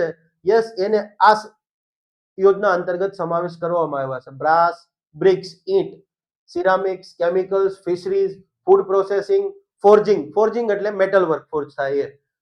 Okay, foundry, glass, glass and refractory, leather, paper, pharma, steel rolling એટલે બેઝિકલી આ રેલવેના જે પેલા પાટા ને બધું બનાવવામાં આવે ને, પૈડા એ બધી વસ્તુ કાઇન્ડ ઓફ, અને ટેક્સટાઇલ. ઓકે, આ 14 ક્ષેત્રો છે. ઓકે, વર્લ્ડ સ્નેક ડે જોઈ લેજો. તમારા કોઈ ભાઈબંધનો બર્થડે છે વર્લ્ડ સ્નેક ડે ના દિવસે તો જોજો. મારા 3 ભાઈબંધો છે એનો બર્થડે છે, બરાબર છે. આ વખતે મેં બે જણાને તો બકાયદા મેસેજ કર્યો. એક તો મિત્ર એટલે એટલો સારો બી નથી કે જેને આ થીમ મોકલી શકાય. એટલે મેં કીધું હેપી બર્થડે અને નીચે લખ્યું respect, don't fear, protecting the nature, silent Guardian, આવું લખીને મોકલ્યું હતું. એટલે મને કે અર્પણભાઈ ઈ કે આ તો ઈ કે બહુ જબરજસ્ત તમે વિશ કરી. મેં કીધું એકવાર ગૂગલ કરી લે ને. ગૂગલ કર્યું પછી શું આવ્યું? બસ કઈ નહીં, એક ભાઈબંધ બીજા ભાઈબંધને દે ઈ જે અહીંયા ન બોલી શકાય. પેલા એવું હતું કે અમુક ભાઈબંધને આપણે નાગપાંચમ હોય ત્યારે શુભકામના નહીં મોકલતા. હવે કોઈનો 16 તારીખે બર્થડે હોય, 16 જુલાઈએ, તો એને તમે આ શુભકામના મોકલજો. ઓકે, જોઈ લેજો. ન્યૂ લિંકન સ્પીસીસ, તાજેતરમાં જે રિસર્ચર્સ છે આપણા એને વેસ્ટર્ન ઘાટમાંથી એક નવી લિંકનની નવી પ્રજાતિ મળી આવી છે. એનું નામ શું છે જોઈ લ્યો ભાઈ. એલોગ્રાફા એફુસોસો રેડિકા. જેમ યાદ રાખવું એમ યાદ રાખજો, મને યાદ નથી રહ્યું, હું ખોટું નહીં કહું, બરાબર છે. અને આ રેડિકા યાદ ન રાખતા, ઈ લગભગ ઇન્ડિયામાંથી મળી છે માટે કંઈક એનું એક થાય છે, બરાબર. આ જ યાદ રાખજો, એલોગ્રાફા સોસો કંઈક એવું આવે છે. એલોગ્રાફા એફ્યુસોસો રેડિકા. લિંકન શું છે? લિંકન કોઈ એક સૂક્ષ્મ જીવ નથી, પણ બે સૂક્ષ્મજીવો ભેગા મળી અને એક સિમ્બાયોટિક એન્વાયરમેન્ટની અંદર રહેતા હોય તો એને કહેવામાં આવે લિંકન. જનરલી ત્યાં ફંગસ હોય અને આલ્ગી હોય. ફંગસ છે એ સ્ટ્રક્ચર પ્રોવાઈડ કરે અને આલ્ગી છે એ બેઝિકલી સૂર્યપ્રકાશમાંથી ખોરાક બનાવે અને આગળ બેના ફંક્શન એક સ્ટ્રક્ચર આપે અને બીજું ખોરાક આપે. જનરલી ફંગસ અને આલ્ગી. એવું નથી કે બે જ સૂક્ષ્મજીવો હોય, બે થી વધારે સૂક્ષ્મજીવો ભેગા મળીને પણ એક સિમ્બાયોટિક એટમોસ્ફિયરની અંદર રહેતા હોય તો એને સિમ્પલી લિંકન કહેવામાં આવે. લિંકનની ઇકોનોમીમાં બહુ મોટી ભૂમિકા છે. એન્વાયરમેન્ટલ સાયન્સની અંદર ઇકોસિસ્ટમની વાત કરીએ ત્યારે બહુ મોટી ભૂમિકા છે. એક તો મારા માટે બી ખુદ નવી હતી વસ્તુ મેં જાણી ત્યારે. તમને ખબર હશે જમીનનું નિર્માણ કઈ રીતે થતું હશે? લિંકન. જમીનનું નિર્માણ જે છે એ લિંકન સ્પીસીસ દ્વારા થાય. નાના નાના સૂક્ષ્મજીવો છે ને એના માટે એ ખોરાક તરીકે પણ કામ કરે છે. અને યસ, કોઈ પણ વિસ્તારના બાયો ઇન્ડિકેટર તરીકે તમારે જોવું હોય ને તો ત્યાં તમે લિંકન જોઈ શકો. આ સિવાય બટરફ્લાય પણ એક ઇન્ડિકેટર છે. કોઈ પણ વિસ્તાર છે એ એન્વાયરમેન્ટની દ્રષ્ટિએ કેટલો સારો છે, બેસ્ટ છે, ક્લિયર છે, તો જ્યાં પતંગિયા સૌથી વધારે તમને જોવા મળે ને એ વિસ્તાર ઇકોલોજીની દ્રષ્ટિએ સૌથી બેસ્ટ વિસ્તાર કહેવામાં આવે પતંગિયા વાળી વસ્તુ. તો તમને જ્યારે પણ વેસ્ટર્ન ઘાટમાંથી નવા પતંગિયાની પ્રજાતિ મળે ને ત્યારે સમજવાનું કે ત્યાં એ બેસ્ટ વિસ્તાર છે. It is clear. ઇવન તમે એમ કહો તમારા ખેતરમાં સાહેબ મારી આ ખેતર છે ને એમાં ઓલી સાઈડની વાડ છે ત્યાં વધારે પતંગિયા છે તો એવું માનજો કે ત્યાંની ઇકોલોજી, એ વિસ્તાર એટલા પોર્શનની ઇકોલોજી બેસ્ટ છે. અને લિંકન ઓવરઓલ વિસ્તાર માટે બાયો ઇન્ડિકેટર તરીકે કામ કરે. જમીનનું નિર્માણ, ફીડિંગ ઇન્સેક્ટ્સ, મતલબ જે નાના નાના સૂક્ષ્મજીવો છે એમના માટે ચારો, અને નેચરના બાયો ઇન્ડિકેટર તરીકે. The youth spiritual summit important, in fact very important. Youth spiritual summit, ministry of youth and sport affairs, યુવા અને રમતગમત બાબતો જે છે, યુથ એન્ડ સ્પોર્ટ અફેર્સ, યુવા અને રમતગમત બાબતો, એ મંત્રાલય દ્વારા આ સમિટનું આયોજન થયેલું હતું. વારાણસી ખાતે આયોજન થયેલું હતું. આટલું તો બધું બરાબર. થીમ એની સમજો, ડ્રગ ને લગતી કઈક વસ્તુ છે, નશા મુક્ત યુવા ફોર વિકસિત ભારત. આટલું તો બરાબર છે. પણ મારે જે ઇમ્પોર્ટન્ટ કહેવાનું છે ને એ કાશી ડિક્લેરેશન છે. કાશી ડિક્લેરેશન આવશે ને તમને એમ આવે કે તાજેતરમાં ન્યૂઝમાં રહેલું કાશી ડિક્લેરેશન છે એ શેના સંબંધિત છે, તો લગભગ 99% બધા કલ્ચરની વસ્તુ ગણી નાખશે. પણ ના, એ અહીંયાની વાત છે. ઇનફેક્ટ આ જે સંમેલન થયેલું હતું યુથ સમિટ, એની અંદર જે મહત્વપૂર્ણ ડિસિઝન લેવામાં આવ્યા હતા એ ડિસિઝન પૈકીનું સૌથી ઇમ્પોર્ટન્ટ ડિસિઝન હતું કે આજનું જે યુથ છે, યુવા વર્ગ છે, એ ડ્રગ્સના રવાડે ચડી ગયું છે, નશાના રવાડે ચડી ગયું છે. તો હવે એક એવો 5 વર્ષનો રોડમેપ તૈયાર કરવામાં આવ્યો ડ્રગ ડી એડિક્શન માટે. કે આ દેશમાં જે યુવાનો નશાના રવાડે ચડી ગયા છે તો એને એડિક્ટ થઈ ગયા છે તો હવે એને ડી એડિક્ટ કઈ રીતે કરવા, પાછા મેઇન સ્ટ્રીમમાં નશો બસો છોડી દે પાછા કઈ રીતે આવી જાય, તો એના માટેનો આખો રોડ મેપ તૈયાર કરવામાં આવ્યો. Drug de addiction movement led by youth. યુવાનોના જ નેતૃત્વમાં દેશની અંદર આવનારા 5 વર્ષની અંદર ડ્રગ ડી એડિક્શન મુવમેન્ટ કઈ રીતે ચલાવવામાં આવશે એનો રોડ મેપ છે. That is a Kashi declaration. આ ભૂલતા નહીં. કાશી ડિક્લેરેશન તાજેતરમાં ન્યૂઝમાં હતું તો કલ્ચર ન સમજતા. આ સિવાય એક આપણે આવશે વિશાખાપટ્ટનમ ડિક્લેરેશન, નેક્સ્ટ ક્યારેક આવશે ત્યારે. ઓકે, મિશન સ્પંદન એના જેવું જ છે. નામ વાંચો જી, spiritual partnership against narcotic drug abuse nation wide. Spandan. હવે આ જોતા તમે સ્પિરિચ્યુઅલ વસ્તુ આવ્યું એટલે કદાચ તમે એવું સમજી લેશો કે આ કલ્ચરલ મિનિસ્ટ્રી હશે. ના, મિનિસ્ટ્રી ઓફ હોમ, ગૃહ બાબતોનું મંત્રાલય છે, એની હેઠળની એક સંસ્થા છે NCB, narcotics control bureau. Yes, એના દ્વારા આ મિશન સ્પંદન લોન્ચ કરવામાં આવ્યું છે. ને અહીંયા પણ પર્પઝ આવો જ છે કે ભારતના જે ખ્યાતનામ સ્પિરિચ્યુઅલ ઓર્ગેનાઇઝેશન છે, બ્રહ્મા કુમારીઝ છે, ઇસ્કોન છે, રામચંદ્ર મિશન છે, આર્ટ ઓફ લિવિંગ છે, તો આ બધા જે છે યસ એમને સાથે રાખી અને યુવાનો જે છે એમને ડી એડિક્ટ કરવા, નશાની, અથવા તો એમને કેવું કે ભાઈ તમે નશો ન કરતા હોય તો ન જ કરતા, પણ યસ કરી રહ્યા હોય તો પછી કઈ રીતે એને. ખરેખર આ અમિત શાહ સાહેબના મંત્રાલય આવો કાર્યક્રમ કર્યો. અમિત શાહ સાહેબ છે, યોગી મહારાજ છે, એ આ બધા કાર્યક્રમ કરે તો એમને તો થોડું આમ આપણે બી શોખ લાગે, કારણ કે પછી એ બધાને ઈ જ કરવાના હોય. હા, જો બધા મિશન બી મેં તમને લખી દીધા છે. બિહાર, 1200 આ બિહાર 1200 કોઈ એવું છે નહીં, મેં ખાલી ટાઇટલ આપ્યું છે. યસ, વન લાઇનર હતો એટલે મને ભૂલાય નહીં એટલા માટે. બિહાર દેશનું પહેલું એવું રાજ્ય બન્યું છે કે જ્યાં મતદાન મથકો છે તો એમાં મતદાતાની સંખ્યા 1200 થી ઓછી જ છે. કોઈ પણ મતદાન મથક બિહારનું એવું નથી કે જ્યાં મતદાતાઓની સંખ્યા નંબર ઓફ વોટર્સ 1200 કરતા વધારે હોય. તો દેશનું પહેલું એવું રાજ્ય કે જ્યાં તમામ મતદાન મથકોમાં મતદાતાઓની સંખ્યા 1200 કરતા ઓછી હોય. મેનગ્રુવ્સ ઇન ઇન્ડિયા ડેટા આપવામાં આવ્યો છે, જોઈ લેજો. લેટેસ્ટ ડેટા આ જ છે, હજી 2025 નો સ્ટેટ ફોરેસ્ટ રિપોર્ટ આવ્યો નથી. બરાબર, આવશે ત્યારે ખબર પડશે. ભારતમાં મેનગ્રુવ કવર કેટલું તો આ પૂછાઈ શકે. 4991.68 ચોરસ કિલોમીટર. કુલ ભૌગોલિક વિસ્તાર છે એના કેટલા ટકા? 0.15%. આ ઇમ્પોર્ટન્ટ છે એમસીક્યુ તરીકે. અને ભારતમાં સૌથી વધુ મેંગ્રુવ્સ કવર ધરાવતા રાજ્યો અને સંઘ પ્રદેશોની વાત કરીએ તો પહેલા નંબર પર પશ્ચિમ બંગાળ છે, બીજા નંબર પર ગુજરાત છે, ત્રીજા નંબર પર આંધ્રપ્રદેશ છે, સોરી સ્લીપ ઓફ ટંગ, ત્રીજા નંબર ઉપર આંદામાન નિકોબાર છે અને ચોથા નંબર પર આંધ્રપ્રદેશ. અને ગુજરાતમાં મેંગ્રુવ કવર્સ જે છે એ 2019 ની તુલનાએ ઘટ્યું છે. ગુજરાતનું મેંગ્રુવ કવર કેટલું તો કે 1164.06 કિલોમીટર અને 2019 ની તુલનાએ ઘટ્યું છે. આ ભારત સરકારના સત્તાવાર આંકડા છે.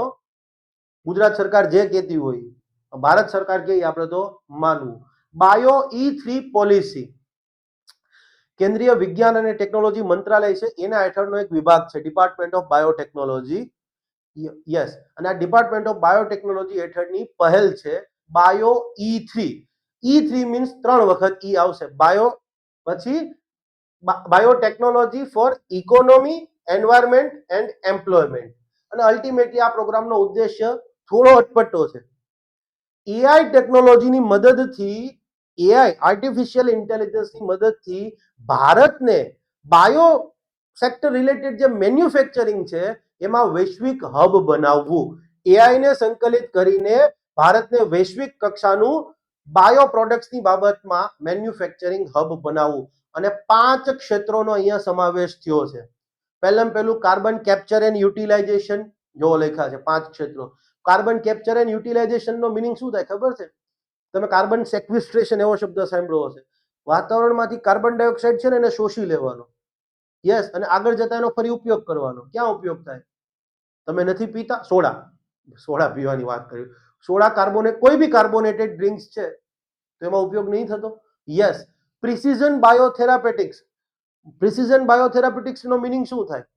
એવા બધી દવાઓ કે જેની અંદર લાઈવ બરાબર સૂક્ષ્મ જીવો હોય, લાઈવ બેક્ટેરિયાઝ હોય, લાઈવ જે અલગ અલગ સૂક્ષ્મ જીવો છે એની બનાવેલી આખી વસ્તુ છે, જે કોમ્પ્લેક્સ કેન્સર્સ છે, ઇવન ડાયાબિટીસ છે એના ક્યોરની અંદર ઉપયોગ થશે. ભવિષ્યની વાત છે. અને આગળ જતા મેડિકલ સાયન્સનું ભવિષ્ય એવું બી છે કે તમને મને માનો કે બેયને તાવ આવે તો બેયની દવા અલગ હશે. બેયના જેનેટિક્સના આધારે ડિસાઇડ થશે કે આને કઈ દવા મળશે. અને એ દવાઓ કોઈ મેન્યુફેક્ચર ફાર્માસ્યુટિકલ ઇન્ડસ્ટ્રીમાં નહીં બને, તમારા ડોક્ટરને ત્યાં જ એને કસ્ટમાઇઝ કરવામાં આવશે. Kind of smart proteins, enzyme, ઉત્સેચકો, ક્લાઇમેટ રેઝિલિયન્ટ એગ્રીકલ્ચર. અહીંયા હું આને ડિટેલમાં નથી સમજાવતો, નથી જરૂર. ઓકે, જોઈ લેજો. ભારત NCX, ભારતની પોતાની national cyber security conference, Bharat national cyber security exercise, slip of tongue. Bharat NCX શું છે તો કે ભારતની પોતાની national cyber security exercise. Basically આ એક્સરસાઇઝમાં શું કરવામાં આવે તો અલગ અલગ એજન્સીઓ સાથે મળે અને યસ ડિસાઇડ કરે કે ઇન્ડિયામાં સાયબર સિક્યુરિટીને લગતા કયા થ્રેટ જે છે એ અત્યારે છે, ભવિષ્યમાં કયા ખતરાઓ આવી શકે અને એના લગતું આપણે શું કરી શકીએ અત્યારે, અને ભવિષ્યમાં કેવી વસ્તુ આપણે કેવી સિસ્ટમ તૈયાર કરવી પડશે. કોના દ્વારા આયોજિત થયેલું હતું તો નેશનલ સિક્યુરિટી કાઉન્સિલ સેક્રેટેરિએટ, NSA ની અધ્યક્ષતામાં ડાયરેક્ટલી PMO ને રિપોર્ટ કરે. ક્લિયર છે? નેશનલ સિક્યુરિટી કાઉન્સિલ સેક્રેટેરિએટ અને રાષ્ટ્રીય રક્ષા શક્તિ યુનિવર્સિટીના દ્વારા સંયુક્તપણે દિલ્હી ખાતે આયોજિત થયેલું હતું, નહીં કે ગાંધીનગર. એની થીમ જોઈ લેજો. અને આ જે છે હેડેડ બાય, એના અધ્યક્ષ મેઇન કોણ હોય? નેશનલ સિક્યુરિટી એડવાઇઝર, અને directly reports to PM, directly under PM. અટલજીના ટાઈમમાં આનું ગઠન થયેલું હતું. જ્યારે પહેલા national security adviser Brijmohan Mishra સાહેબ હતા ત્યારે આ સંસ્થાન જે છે એનું ગઠન થયું હતું. અને અલ્ટિમેટલી એ કારોબારી સંસ્થા છે. કોઈ એનો વૈધાનિક આદેશ કે એવું કઈ છે નહીં. યસ, કારોબારી સંસ્થા. વૈધાનિક સંસ્થા હોય તો એને કાલ સવારે બંધ કરવી હોય તો સરકારે ફરી પાછી સંસદની મંજૂરી લેવી પડે, તો રાજ્ય સરકાર હોય તો વિધાનમંડળની મંજૂરી લેવી પડે. પણ કારોબારી સંસ્થા છે, આજે પ્રસ્તાવ બહાર પાડ્યો ને રચના થઈ, કાલે પ્રસ્તાવ બહાર પાડી, રિઝોલ્યુશન બહાર પાડી અને ફરી પાછી બંધ થઈ જાય. ઓકે, પ્રયત્ન ઇમ્પોર્ટન્ટ છે અને ખરેખર એની જરૂરિયાત બી છે. તમે એક વસ્તુ વિચાર કરો, આજે મેડિકલ સાયન્સ બહુ આગળ વધી ચૂક્યું. એલોપેથીની વાત કરીએ, એલોપેથિક દવાઓમાં, તો એનું એક કારણ એ પણ છે, રિસર્ચ થાય છે તો બરાબર, પણ આ રિસર્ચ ફરી પાછું પબ્લિશ બી થાય છે. માનો કે પોલેન્ડની અંદર કે ઓસ્ટ્રેલિયામાં કે ન્યુઝીલેન્ડમાં કે બ્રાઝિલની અંદર મેડિકલ સાયન્સમાં કોઈ રિસર્ચ થયું તો એને પબ્લિશ કરવામાં આવે છે કે જે આગળ જતા દુનિયાના દરેક ડોક્ટરો સુધી પહોંચે છે. What is clear? પણ યસ, આયુર્વેદ છે આજે નામશેષ થઈ ગયું છે ઇવન ઇન્ડિયા લેવલ ઉપર. હવે તો ધીમે ધીમે થોડું આપણે જોવા બેનિફિટ એનો જોવા મળે છે, પણ નામશેષ થઈ ગયું કહેવાય ને વર્લ્ડમાંથી. તો એટલું બધું તો કઈ છે નહીં. તો હવે આજે તમારે ભવિષ્યમાં તમારે આયુર્વેદને પ્રોત્સાહન આપવું હોય તો આયુર્વેદમાં પણ એવા રિસર્ચ પેપર હોવા જરૂરી છે. તો યસ, મિનિસ્ટ્રી ઓફ આયુષ છે એના હેઠળનું એક સંસ્થાન છે, central council four research in Ayurvedic science. Yes, એના દ્વારા આ પ્રયત્ન પહેલ શરૂ કરવામાં આવી છે અને એનો એક જ પર્પસ છે કે આયુર્વેદની અંદર જે કોઈ પણ વ્યક્તિ માસ્ટર્સ કરી રહ્યો છે, પીએચડી કરી રહ્યો છે અને પોસ્ટ ડોક્ટરલ કરી રહ્યો છે, પીએચડી પછીનો અભ્યાસ આવે, એ કરી રહ્યો છે, એને રિસર્ચ પેપર આયુર્વેદિક સાયન્સની અંદર જે રિસર્ચ પેપરની કામગીરી છે, તો એ કઈ રીતે એને રિસર્ચ પેપર લખવું, કઈ રીતે પબ્લિશ કરવું, એ બધાનો બરાબર છે ઇન્ફોર્મેશન, એ બધાનો સહયોગ જે છે એ પ્રયત્ન અંતર્ગત આપવામાં આવશે. એને સ્કિલ આપવામાં આવશે કે ભાઈ તમે તમારું રિસર્ચ કરી રહ્યા છો તો રિસર્ચ પેપર ઈચ્છા પડે એમ ન લખાય, આ રીતે લખવાનું થાય, આ રીતે એને પબ્લિશ કરવાનું થાય. સારી વસ્તુ છે. ઓકે, ઇન્ડિયા સ્પેસ કોલોબરેશન, ભારતના ઈસરોના જે સ્પેસ કોલોબરેશન સ્પેસ ભાગીદારી છે, તો એક છે નિસાર આવશે, નિસ્તાર નહીં,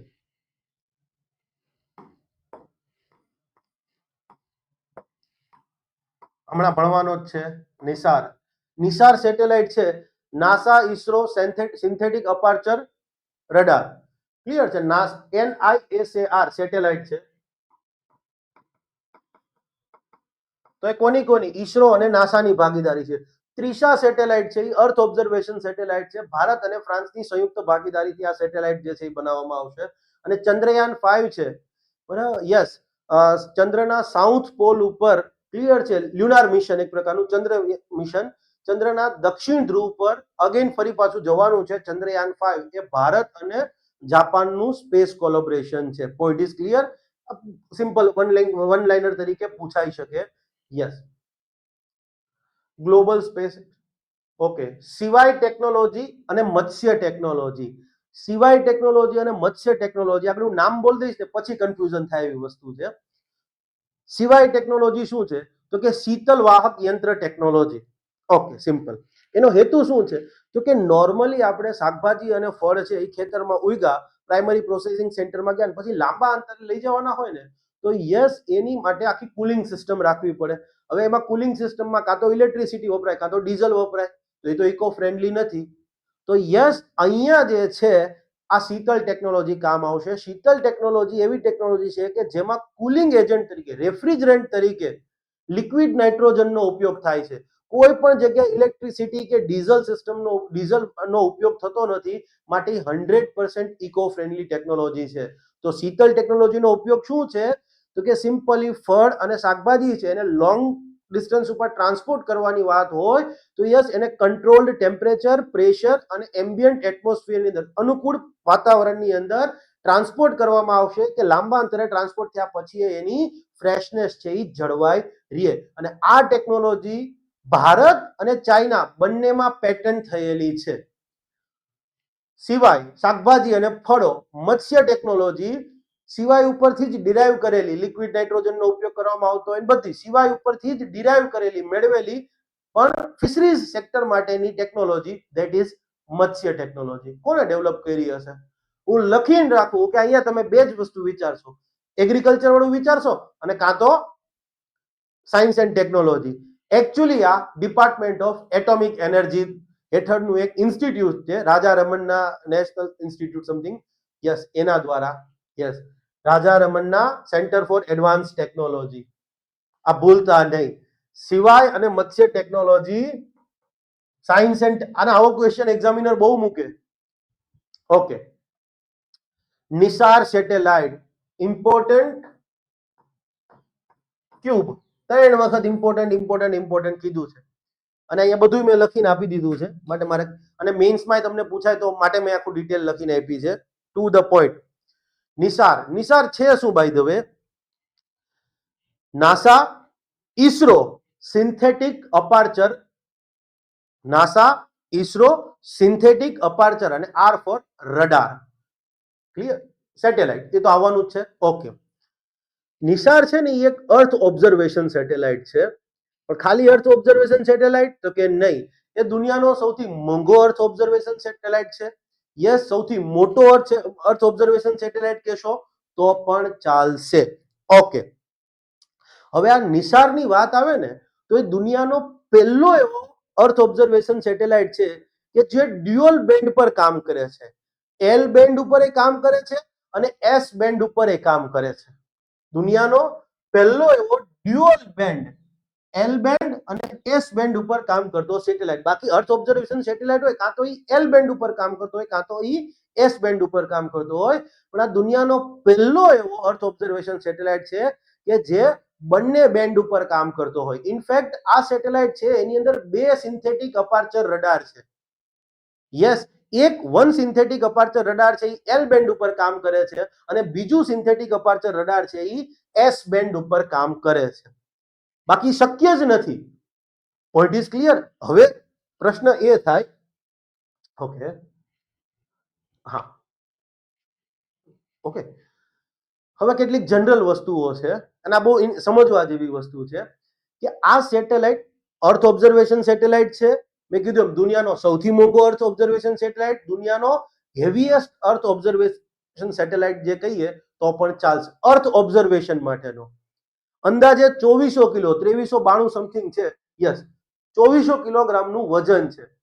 એને લોન્ચ ક્યાં કરવામાં આવ્યો તો કે 600 થી 800 કિલોમીટર. પ્રક્ષેપિત ક્યાં થયો તો કે 600 થી 800 કિલોમીટરની રેન્જ ઉપરની જે ઓર્બિટ છે, સન સિંક્રોનસ પોલર ઓર્બિટ, SSPO જે છે, યસ, ત્યાં એને પ્રક્ષેપિત કરવામાં આવ્યો. પણ હવે જુઓ લોન્ચ વ્હીકલ કયું યુઝ થયું છે? GSLV F-16. GSLV F-16 તો બહુ હાઈ અંતર ઉપર જવાનું હોય, 35-36 હજાર કિલોમીટરની પેલી ઉપર જવું હોય ત્યારે એનો ઉપયોગ થાય છે. તો આ સેટેલાઇટ છે એને ઈસરોએ 600 થી 800 કિલોમીટરની હાઈટ ઉપર પ્રક્ષેપિત કરવો હતો અને મૂકવો હતો, છતાં પણ એનું સૌથી બેસ્ટ હેવીએસ્ટ વ્હીકલનો કેમ ઉપયોગ કરવો પડ્યો? Because of weight. આનો વેટ એટલો છે કે PSLV, નકર નોર્મલી તમારે આ રેન્જ ઉપર સેટેલાઇટ મૂકવો હોય, ક્લિયર છે, તો PSLV નો ઉપયોગ થાય, પણ અહીંયા તો GSLV અને એમાં સૌથી લેટેસ્ટ ફાલ્કન 16, F-16, ફાલ્કન 16 નહીં, બરાબર, F-16 નો ઉપયોગ થયો છે. કેમ? તો કે આનો વેટ છે એટલા માટે. દુનિયાનો સૌથી મોંઘો સેટેલાઇટ છે, એ બી પાછા ભૂલતા નહીં, સૌથી મોંઘો અર્થ ઓબ્ઝર્વેશન સેટેલાઇટ. ઓકે, નાસા અને ઈસરો જે છે એ બંને અહીંયા કોલોબરેશન કર્યું છે, બે ભાગીદારી છે. તો કંઈક યોગદાન નાસાનું હશે, કંઈક યોગદાન ઈસરોનું હશે. જોઈ લો, મેં લખીને આપ્યું છે બધું. ઓકે, નાસાનું યોગદાન. નાસાએ શું, મેં તમને કીધું કે આ પહેલો એવો સેટેલાઇટ છે જે એલ બેન્ડ અને એસ બેન્ડ બંને ઉપર કામ કરે છે. તો કે યસ, જે એલ બેન્ડની આપણે વાત કરીએ, યસ, એલ બેન્ડ વાળું રડાર છે, 12 મીટરનું એન્ટેના ધરાવતું રડાર છે. યસ, એ નાસાએ પ્રિપેર કરીને આપ્યું છે. નાસા અંતર્ગત એક લેબોરેટરી છે, JPL, જેટ પ્રોપલ્શન લેબોરેટરી, એને આખું એ તૈયાર કરીને આપ્યું છે. હવે આ એલ બેન્ડ છે અથવા એલ બેન્ડ વાળું જે રડાર છે એ બેઝિકલી લોંગ વેવલેન્થ, લાંબી તરંગ લંબાઈ જે છે એના માઇક્રોવેવનો ઉપયોગ કરે છે. અને એના પરિણામે શું થાય છે કે કોઈ પણ વસ્તુ તમારે જોવી હોય, જંગલોનું આવરણ હોય, વૃક્ષોનું આવરણ હોય, કે ઇવન તમારું રેતી કેમ પથરાયેલી ના હોય, પણ એને ભેદીને પણ એની નીચે શું છે ને એ જોઈ શકે છે, એનું પિક્ચર આપી શકે છે. મતલબ ગાઢ જંગલ હોય ને, ગાઢ જંગલની અંદર નીચે કઈ વસ્તુ થતી હોય તો યસ, એનું પણ પિક્ચર તમને આ સેટેલાઇટમાં મળી રહેશે. Point is clear. અને બજેટ જુઓ $1.16 બિલિયન બજેટ છે. ઈસરો છે તો ઈસરોએ શું શું યોગદાન આપ્યું છે તો એલ બેન્ડ એલ એમ અને એન જે નજીક થાય ઈસરોએ એસ બેન્ડ જે છે યસ એસ બેન્ડ વાળું જે રડાર છે એ ઈસરોએ પ્રિપેર કરીને આપ્યું છે. ઈસરો હેઠળની જે સ્પેસ એપ્લિકેશન સેન્ટર છે યસ એના દ્વારા એને ડેવલપ કરવામાં આવ્યું છે. આ સિવાય ઈસરોએ સ્પેસક્રાફ્ટ અને રોકેટ ઈસરોએ જ આપ્યા હતા ને એમનેમ તો નહીં. ઓકે, આ એસ બેન્ડ વાળો જે રડાર છે એ બેઝિકલી ટૂંકી તરંગ લંબાઈના માઇક્રોવેવનો ઉપયોગ કરે છે. એલ લાંબી તરંગ લંબાઈ વાળા, એસ છે એ ટૂંકી તરંગ લંબાઈ વાળા જે માઇક્રોવેવ છે એનો ઉપયોગ કરે છે. અને એના પરિણામે તમે બહુ ડીપલી નહીં જઈ શકો પણ બહુ મોટો વિસ્તાર કવર કરી શકશો. ક્લિયર છે? આ એવો સેટેલાઇટ છે કે જેમાં બે બેન્ડ છે. એક બેન્ડ તમને શું કીધું કે ડીપમાં તમારે જવું હોય તો એ તમને એનું પિક્ચર કાઢીને આપશે, અને બીજાએ શું કીધું ડીપમાં નહીં જાય પણ એ બહુ મોટો વિસ્તાર, તમારે આખું જંગલ, આખા ખેતરો જોવા હોય, યસ એનું પિક્ચર આ એસ બેન્ડ જે રડાર છે એના કારણે મળી રહેશે. અને અંદાજે ઈસરોનું બજેટ આમાં $90 બિલિયન નથી, $90 million. પોઈન્ટ ઇઝ ક્લિયર થઈ? આ વસ્તુ પૂછાઈ શકે એવી વસ્તુ છે. ઓકે, જુઓ મેં કીધું દુનિયાનો પહેલો, બાકી દુનિયાના દરેક અર્થ ઓબ્ઝર્વેશન સેટેલાઇટ છે ને એમાં આઈધર એલ બેન્ડ હશે કાં તો એસ બેન્ડ હશે. પણ આ પહેલો અર્થ ઓબ્ઝર્વેશન સેટેલાઇટ છે કે જેમાં બે બેન્ડ તમારા સાથે, ઇન શોર્ટ એક જ સેટેલાઇટમાં બે બેન્ડ ઉપર કામ કરતા રડાર મૂકી દેવામાં આવ્યો, બે રડાર મૂકવામાં આવ્યા. એટલે બે ભેગા કરીને પ્રોપર પિક્ચર આપશે. એક કહેશે કે હું ડીપમાં જઈશ, એક કહેશે કે હું મોટો વિસ્તાર કવર કરીશ. તો હવે તમને મોટા વિસ્તારનું ડીપમાં પિક્ચર મળી રહેશે. Point is clear? અને યસ, એ આ જે સેટેલાઇટ છે એ 12 દિવસમાં બે વખત આખી પૃથ્વી જે છે એનો ભૂભાગ, એનું જે આઈસ છે એ બધા જે છે એને સ્કેન કરશે. બરફ સપાટી અને ભૂભાગ, એનો ઉપયોગ શું છે એ જોઈ લેજો. ઓકે, ધ્રુવ, આ બહુ ઇમ્પોર્ટન્ટ છે. અત્યારે તમને તમારું એડ્રેસ લખવાનું કહે તો આપણે આખું એડ્રેસ લખવું પડે કે ફલાણા ભાઈ XYZ સરનેમ, બરાબર, આ શેરી, આ વિસ્તાર, આની સામે, આની બાજુમાં, આ તેન બધું તાલુકો જિલ્લો.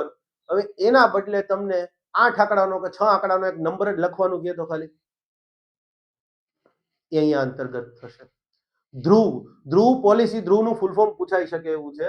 Yes, digital hub four reference and unique virtual address પૂછાઈ શકે એવું છે. મને યાદ નથી રહેતું, હું ખોટું નહીં કહું, બરાબર, માટે જ મેં જોવું પડ્યું મારે.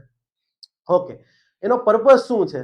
ઓકે, કયા મંત્રાલય હેઠળની પહેલ છે? પહેલા તો મિનિસ્ટ્રી ઓફ કમ્યુનિકેશન હેઠળનો ડિપાર્ટમેન્ટ ઓફ પોસ્ટ છે એના હેઠળની આ આખી પહેલ છે. અને એનો એક જ પર્પઝ છે કે જે ડિલિવરી કરવાની વાત છે, નાગરિકોને કોઈ પણ વસ્તુ પહોંચાડવાની વાત હોય, જાહેર ખાનગી કંપની દ્વારા ડિલિવરી કરવામાં આવતી હોય કે જાહેર કોઈ સંસ્થાન દ્વારા ડિલિવરી કરવામાં આવતી હોય. માનો કે લેટ્સ સે ફોર એક્ઝામ્પલ તમારા જીપીએસસી દ્વારા કોલ લેટર નથી, હવે તો ચલો અહીંયા મળી જાય છે ઓનલાઈન, પણ પહેલા તો ઘરે કોલ લેટર આવતા ને. યસ, અથવા જીપીએસસી છે પેલા તમને ખબર હોય તો તમને તમારી આન્સર શીટની ઈ કોપી આપતી. હવે તો ઈ કોપી આપવાનું બંધ કરી દીધું છે. થોડાક ટાઈમમાં ઈ થશે કે કોપી જ નહીં આપવામાં આવે, કારણ કે નકર તો એમના છબરડા ખુલ્લા થાય છે. ક્લિયર? હા. મને એક વસ્તુ સમજાતી નથી, પેલા વાત કરી લઈએ. તો નાગરિક લક્ષી જાહેર કે ખાનગી સેવાઓમાં જે ડિલિવરી કરવાની વાત છે એને સરળ બનાવી, એડ્રેસ જે ઇઝીલી નથી મળતું, તો હવે એ એડ્રેસ જે એમાં કોઈને પૂછવાનું નહીં થાય. ધ્રુવ પોલિસી અંતર્ગત ડીજી પિન જે છે એ ક્રિએટ કરી દેવામાં આવ્યો છે. Digital postal index number 4 metre by 4 મીટરનો ટુકડો હશે, એના દરેક માટે ગ્રીડ ક્રિએટ કરવામાં આવશે. 4 મીટર બાય 4 મીટરનો ગ્રીડ અને દરેક માટે એક યુનિક કોડ, એ ડીજી પિન કહેવાશે. એટલે તમારું જે એડ્રેસ હોય ત્યાં તમારો ખાલી ડીજી પિન જ લખવાનો, તમારું પાર્સલ તમારી ઘરે પહોંચી જશે. અને જે ડિલિવરી કરવા આવે છે એને કોઈને નથી પૂછવાનું, એને સિમ્પલી એના મોબાઈલની અંદર જ બધું ડીજી પિન નાખશે એટલે બધું બતાવશે. તો digital hub four reference and unique virtual address, GPSC ની વાત કરીએ. જીપીએસસી એક વસ્તુ જાહેર કરી કે તમારે કોઈ પણ ક્વેશ્ચનને ચેલેન્જ કરવો હોય તો ₹100 કે સમથિંગ ચાર્જ આપવાનો છે. ઓકે, ચલો માની લઈએ કે આપણે એમની કંઈક હશે. I don't want to go into the rationale that had been deployed by the GPSC and its members. કે ભાઈ કયું તર્ક એને આ લગાડ્યું છે, હું એની પર જવા નથી માંગતો, પણ મારું એક તર્ક છે, મારું છે કે ચલો ક્વેશ્ચન ખરેખર ખોટો પડ્યો તો એ પૈસા રિફંડ થશે? પહેલો પ્રશ્ન. જે પેપર સેટરે પેપર કાઢ્યું હતું એને તમે દંડ ફટકારશો કે ભાઈ તે કેમ ખોટું પેપર વગર અધૂરી માહિતી સાથે કેમ પેપર કાઢ્યું, અથવા અધૂરી માહિતી સાથે કેમ ક્વેશ્ચનો મોકલાવ્યા? ટુ બી પ્રિસાઇઝ, આ વિચારવા જેવું છે ને. ભૂલ તમે કરો છો, કોઈ તમારી ભૂલ સુધારે છે, ઓકે. હવે એનાથી ઉલટી કલ્પના, એવું કે ભારત આઝાદ ક્યારે થયું હતું, અને ઓપ્શન એમાં 15મી ઓગસ્ટ 1947 નથી આપવામાં આવ્યો, કઈક ઓપ્શન આપ્યો કે લેટ સે ફોર એક્ઝામ્પલ 1 જાન્યુઆરી 1947, 1 ફેબ્રુઆરી 1947, 26મી જાન્યુઆરી 1947 અને 31 ડિસેમ્બર 1947. હવે આપણે એવું કલ્પના કરીએ કે રાજ્યના બધા છોકરા એની અંદર 26 જાન્યુઆરી 1947 લખી નાખે છે અને આન્સર શીટમાં ચલો એ જ જવાબ સાચો આપી દીધો, કોઈ ચેલેન્જ નહીં કરે, તો શું માની લેવાનું કે દેશ 26મી જાન્યુઆરી 1947 ના રોજ આઝાદ થયો હતો? શું જીપીએસસી એટલી પણ ઉપરના લેવલની સંસ્થા છે કે ભારત સરકારથી ઉપર જતી રહી છે? અથવા તો જીપીએસસી ના વર્તમાન ચેરમેન પોતાને એવું માની રહ્યા છે કે હી ઇઝ અબોવ ધ લો? મને તો આમાં ક્લિયર. ઇન્ટરવ્યુના માર્ક્સમાં જે થાય છે એની તો આજે વાત નથી જ કરવી, ક્લિયર. હા, કહેવાનો મીનિંગ આ છે કે nobody is above the law, nobody, clear છે. Even prime minister is not above the law. કાયદાથી ઉપર કોઈ નથી, કાયદા એ બધા બંધાયેલા છે. અને લિટરલી આપણે પેપરમાં જોઈએ છીએ, મારા છોકરાઓ મને માર્ક્સ બતાવે રિઝલ્ટમાં પછી, તો પ્રિલિમમાં કોઈ છોકરાના એટલા હાઈએસ્ટ માર્ક છે, ગુજરાત આખામાં હાઈએસ્ટ હોય. મારા કમસે કમ 15 સ્ટુડન્ટ સાથે આ વસ્તુ થઈ છે, ક્લિયર. અને એ કોઈ નાત જાતની વાત નથી, બરાબર. કહેવાનો મિનિંગ એ છે કે જે થયું એ ખોટું થઈ રહ્યું છે. કોની સાથે થયું એ તો પછીનો ગોણધર વાત થઈ ગઈ, પણ હું એટલું તો ચોક્કસ કહી શકું કે કોઈ છોકરો 300 માંથી 206, 208 લઈ આવતો હોય તો એ ઇન્ટરવ્યુમાં હાવ 20 માર્ક કે 25 માર્ક તો ડિઝર્વ ન જ કરે, એટલું તો મને ખબર જ છે. અથવા તો બરાબર આપણે એવું કહી શકીએ કે જીપીએસસી માણસને ઓળખવામાં એટલી સરસ અને હોશિયાર છે કે આ બોર્ડની વાત, મતલબ એ જેમાં આટલો માર્કનું વેરિએશન છે, એ માણસ તો 85 માર્ક્સ મળે, 90 માર્ક મળે, 95 માર્ક મળે, જેટલા બી મને નથી ખબર એક્ઝેક્ટલી કેટલા મળે છે, પણ આટલા મળે છે. તો હવે એ ભવિષ્યમાં ક્યારેય એટલે ક્યારેય ભ્રષ્ટાચાર કરતા નહીં પકડાય, એની ગેરંટી હોવી જોઈએ. આટલા માર્ક આપ્યા છે ભાઈ તમે, એમનેમ તો ન જ થવાનું હોય ને. કલેક્ટરો, નાયબ અમલદારો કરોડોની લાંચ લેતા પકડાય છે, તો ખરેખર ચલો સમજી શકાય, એ તો ઠીક છે, બરાબર છે. પણ હવે આપણે એ વિચારવું જોઈએ ને, મેં સિચ્યુએશન ડ્રો કરી કે હમણાં તાજેતરમાં આપણે કલેક્ટરનો અને નાયબ અમલદારનો સુરેન્દ્રનગરથી બનાવ આવી રહ્યો છે, તો મેં એ વિચાર્યું કે જીપીએસસી જેને 90-92 માર્ક આપે છે વર્તમાન સમયમાં, જીપીએસસી નહીં, એક બોર્ડ પર્ટિક્યુલરલી જો એ 90-92 માર્ક આપે છે, તો હવે તો એમને પૂરેપૂરા બરાબર છે પરિમાણો જાહેર કે હા ભાઈ ઓનેસ્ટી બેસ્ટ, હોશિયારી બેસ્ટ, તો ભવિષ્યમાં એ ક્યારે લાંચ લેશે ને ખોટું નહીં કરે, એની ગેરંટી પણ તમારે કાઉન્ટર સાઇન કરવી પડે. તમે 92 માર્ક, 95 માર્ક, 98 માર્ક જે કંઈ પણ આપી રહ્યા છો તો યસ, આ પ્રશ્ન છે મારો. હું કોઈની ઈમાનદારી પર સવાલ નથી ઉઠાવી રહ્યો, હજી હાલ સુધી તો નથી જ ઉઠાવી રહ્યો, પણ હું એટલું તો ચોક્કસ કહી શકું કે તમે કોઈને 95 માર્ક, 92 માર્ક આપો છો તો તમે એવું ના કહેતા કે 3 માર્ક કે 4 માર્ક, 8 માર્ક કાપ્યા હતા, ઈમાનદારીને લગતા જ કાપ્યા હતા. હા, ઈમાનદારીમાં શ્યોર નહોતો, બાકી હોશિયાર તો હતો. ઠીક છે, ઓકે. આજે વધારે થઈ જશે નગર બાજુ, બરાબર. Yes, okay. વર્ષ 2025 ડિક્લેરેશન બાય યુએન દ્વારા વર્ષ 2025 ને કઈ થીમ પર ઉજવવામાં આવ્યું હતું? પહેલું cooperative, international year of cooperatives, અને એની થીમ હતી કોઓપરેટિવ બિલ્ડ્સ બેટર વર્લ્ડ. બીજું છે ક્વોન્ટમ ટેકનોલોજીને લગતી વાત, કોઓપરેટિવ ક્વોન્ટમ સાયન્સ એન્ડ ટેકનોલોજીનું વર્ષ. ત્રીજું છે peace and trust, international year of peace and trust. અને ચોથું છે international year of glacier preservation, અને ગ્લેશિયર પ્રિઝર્વેશનની થીમ જે છે એ વર્લ્ડ ગ્લેશિયર ડે જે છે એની સાથે અલાઇન હતી, ગ્લેશિયર પ્રિઝર્વેશન. સેમ જ, કોઈ બીજું વસ્તુ નહીં.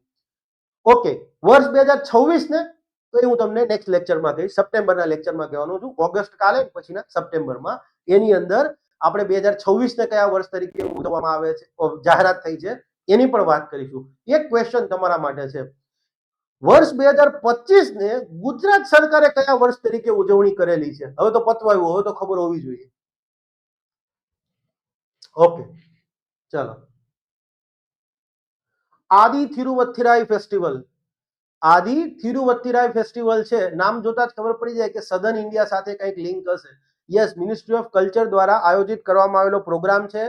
કઈ જગ્યાએ? તો કે ગંગાઈકોંડા ચોલાપુરમ ખાતે આનું આયોજન થયું હતું. અને હવે તમને ખબર પડી જ જવી જોઈએ કે કોની સાથે લિંક હશે. ચોલ વંશના જે મહાન શાસક કહી શકાય, રાજેન્દ્ર ચોલ એક, ક્લિયર છે, એમની જન્મ જયંતિ અને ઉપર જતા એમની જન્મ જયંતિની ઉજવણી તો હતી જ, પણ સાથે સાથે બીજી પણ એક વસ્તુ હતી કે જ્યારે એમને સાઉથ ઈસ્ટ એશિયામાં એક્સપેડિશન કરેલું હતું એને 1000 વર્ષ પૂરા થયા છે, માટે આદિ થિરુવત્થિરાઈ ફેસ્ટિવલ જે છે એને ઉજવવામાં આવે છે. ઓકે, ઉજવવામાં આવ્યો હતો આ વર્ષે. સમુદ્ર પ્રચેત, ઇમ્પોર્ટન્ટ. સમુદ્ર પ્રચેત છે એ પોલ્યુશન કંટ્રોલ વ્હીકલ છે. દરિયામાં માનો કે લેટ્સ સે ફોર એક્ઝામ્પલ કોઈ જહાજમાં ઓઇલ આવતું હોય અને ઓઇલ સ્પિલેજની ઘટના બને, ઓઇલ ઢોળાવાની ઘટના બને, તો તરત જ ક્લિયર છે એવું ઇક્વિપમેન્ટ ને એવા સાધનોથી સુસજ્જ હોય એવું એક જહાજ હોવું જોઈએ કે જે દરિયામાં આ જે ઓઇલ ઢોળાયું છે એને ક્લીન કરી શકે. કારણ કે આગળ નહીતર મરીન જે રિસોર્સિસ છે, મરીન જીવસૃષ્ટિ છે, એને બહુ મોટો અસ્તિત્વનો જોખમ ઊભું થઈ જાય. યસ, તો આ સમુદ્ર પ્રચેત છે પ્રદૂષણ નિયંત્રણ જહાજ છે. ભારતમાં સ્વદેશી રીતે જેને નિર્માણ કરવામાં આવ્યું છે, ગોવા શિપયાર્ડ દ્વારા એનું નિર્માણ કરવામાં આવ્યું છે. અને યસ, કોના અંતર્ગત કામગીરી કરશે? તો ઇન્ડિયન કોસ્ટ ગાર્ડ જે છે એના અંતર્ગત એને રાખવામાં આવ્યું છે. ઇન્ડિયન કોસ્ટ ગાર્ડને આ જહાજ સોંપી દેવામાં આવ્યું છે. અને ઇનફેક્ટ ભારતના એક્સક્લુઝિવ ઇકોનોમિક ઝોનની અંદર, ભારતના એક્સક્લુઝિવ ઇકોનોમિક ઝોનની અંદર કાલ સવારે કોઈ જગ્યાએ ઓઇલ ઢોળાવાની ઘટના બને છે તો એના માટેની જે નોડલ એજન્સી છે સાફ સફાઈની એ ઇન્ડિયન કોસ્ટ ગાર્ડ છે. ભારતીય તટ રક્ષક ગાર્ડ સમથિંગ થતું હશે, આઈ ડોન્ટ નો. ક્લિયર છે? યસ, 72% જેટલું ઇન્ડિજિનિયસ કન્ટેન્ટ. અને યસ, ભારતમાં જે કોસ્ટગાર્ડ છે એની પાસે 2 પોલ્યુશન કંટ્રોલ વ્હીકલ છે, એક સમુદ્ર પ્રચેત અને એક પ્રહારી. ઇનફેક્ટ પેલું પ્રહારી હતું, તાજેતરમાં સમુદ્ર પ્રચેત થયું છે. Okay, Bharat forecast system, important. Bharat forecast system શું છે? હવે નામ જ સૂચવે છે કે ભાઈ ભારત તો સમજ્યા, ફોરકાસ્ટ સિસ્ટમ એટલે કંઈક આગાહી. ક્લિયર છે? ફોરકાસ્ટ અનુમાન, આગાહીની લગતી વ્યવસ્થા હશે. શેનું? તો કે સિમ્પલી હવામાનનું. ભારતમાં હવામાનની આગાહી કરવા માટેની ક્લિયર છે સ્વદેશી રીતે વિકસાવવામાં આવેલી સિસ્ટમ છે weather forecasting system, that is Bharat forecast system. અને ભારત સરકારે 26 મે 2025 ના રોજથી ઓફિશિયલી એને સ્વીકારી લીધી છે. અગાઉ આપણે GFS 1534 જે છે, યસ, એના બેઝિસ ઉપર આખું ફોરકાસ્ટિંગ અનુમાન લગાડતા હતા વાતાવરણનું. હવે આપણે એના બદલે ભારત ફોરકાસ્ટ સિસ્ટમ જે છે એને સ્વીકારી લીધી છે. ભારત ફોરકાસ્ટ સિસ્ટમ જે છે એ ડેવલપ કરવામાં મિનિસ્ટ્રી ઓફ અર્થ સાયન્સ, ભૂ વિજ્ઞાન મંત્રાલય છે એના 3 સંસ્થાનોની પ્રમુખ ભૂમિકા રહી છે. Indian institute of tropical meteorology Pune, national centre for medium range weather forecasting અને IMD, yes, Indian meteorological department, ભારતીય હવામાન વિભાગ, મેટિયોરોલોજીકલ. ક્લિયર? યસ, આ 3ની સંયુક્ત રીતે વિકસાવવામાં આવ્યું છે. In fact IITM, Indian institute of tropical meteorology Pune ખાતે જે સુપર કોમ્પ્યુટર છે આર્કા, અને આનું કંઈક અર્નામિકા સમથિંગ કંઈક છે. ક્લિયર છે? યસ, આ બંને સુપર કોમ્પ્યુટિંગ ફેસિલિટીઝનો ઉપયોગ કરી અને આ ભારત ફોરકાસ્ટિંગ સિસ્ટમ જે છે એ ડેવલપ કરવામાં આવી છે. અને સૌથી આનો મેઇન પર્પસ શું છે? જે એક્સ્ટ્રીમ વેધર ઇવેન્ટ છે, ચક્રવાત આવવાની વાત હોય, ટોરેન્શિયલ રેન, વધુ પડતો એકદમ હેવી વરસાદની વાત હોય, તો આ એક્સ્ટ્રીમ વેધર ઇવેન્ટ છે, યસ, એની બેટર એક્યુરેસી સાથે પ્રેડિક્ટ કરી શકાય એ માટેની આખી આ સિસ્ટમ છે. અને એનાથી મોસ્ટ ઇમ્પોર્ટન્ટ, આ સૌથી ઇમ્પોર્ટન્ટ, અત્યાર સુધી આપણે હવામાન વિભાગ છે એ આગાહી આપતું હતું તો જનરલી એક વિસ્તાર, મોટા વિસ્તાર માટે આપતા આપણે કે ભાઈ સૌરાષ્ટ્રના અથવા તો ગુજરાતના આટલા જિલ્લાઓમાં. યસ, આ સિસ્ટમથી તમે ગામડાના લેવલ ઉપર, પંચાયતોના સમૂહના લેવલ ઉપર વેધર ફોરકાસ્ટિંગ કરી શકો કે ભાઈ જુનાગઢ જિલ્લાના આ તાલુકાના આટલા આટલા ગામની ક્લિયર છે, પંચાયતોના વિસ્તારની અંદર તમને વધુ આટલે ઝડપે પવન ફૂંકાશે, આટલા ઝડપે ત્યાં વરસાદ અથવા આટલો વરસાદ પડવાની સંભાવના છે. વિચાર કરો આપણો દેશ ક્યાં પહોંચી ગયો. બહુ સારી વસ્તુ છે આ. અને આગળ જતા સરકારનો એવો પ્લાન બી છે. અને આનો વિસ્તાર છે ને એ ભારતની સીમાથી બહુ દૂર સુધી 1200 કિલોમીટર સુધીનો અંદાજે વિસ્તાર કીધો છે. આમ ભારતની સીમાથી પછી એટલું ખબર પડશે. તો આગળ જતા ભારત સરકાર આ જ સિસ્ટમનો ઉપયોગ કરી અને પાડોશી દેશોને વેધર ફોરકાસ્ટિંગ છે એની સુવિધા એક્સપોર્ટ કરશે કે તમારે તમારા દેશમાં શું થયું જાણવું હોય તો અમે તમને આપશું, પણ પૈસા લેશું ભાઈ, એમને નહીં. ક્લિયર? મોદી સાહેબની તો વસ્તુ છે. યસ, આ વ્યવસ્થા મુખ્યત્વે ટૂંકા અને મધ્યમ સમયગાળા માટેની હવામાનની આગાહી કરવા માટે મેઇનલી એને ડેવલપ કરવામાં આવી છે. યસ, 26 મે 2025 ના રોજથી એને સ્વીકારવામાં આવી છે. અગાઉની GFS 1534 એનું સ્થાન લીધું છે. અને ઇનફેક્ટ આ કયા પ્રકારની સિસ્ટમ છે ખબર? યાદ રાખવાની જરૂર નથી, ખાલી કહી દઉં છું.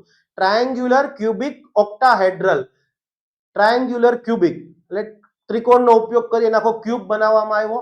ઓક્ટાહેડ્રલ એટલે 4 સાઈડ, 8 બાજુ થાય. 1 2 આની પાછળની 3, આ 4 અને નીચેની 4, તો ઓક્ટાહેડ્રલ થઈ ગયું. ટ્રાયેન્ગ્યુલર ક્યુબિક ઓક્ટાહેડ્રલ સિસ્ટમ જે છે એના બેઝિસ ઉપર આખી આ સિસ્ટમ જે છે એ ડેવલપ થયેલી છે. અને 6 કિલોમીટરનું હોરિઝોન્ટલ રિઝોલ્યુશન છે. 6 કિલોમીટરનું હોરિઝોન્ટલ રિઝોલ્યુશન એટલે શું ખબર તમને?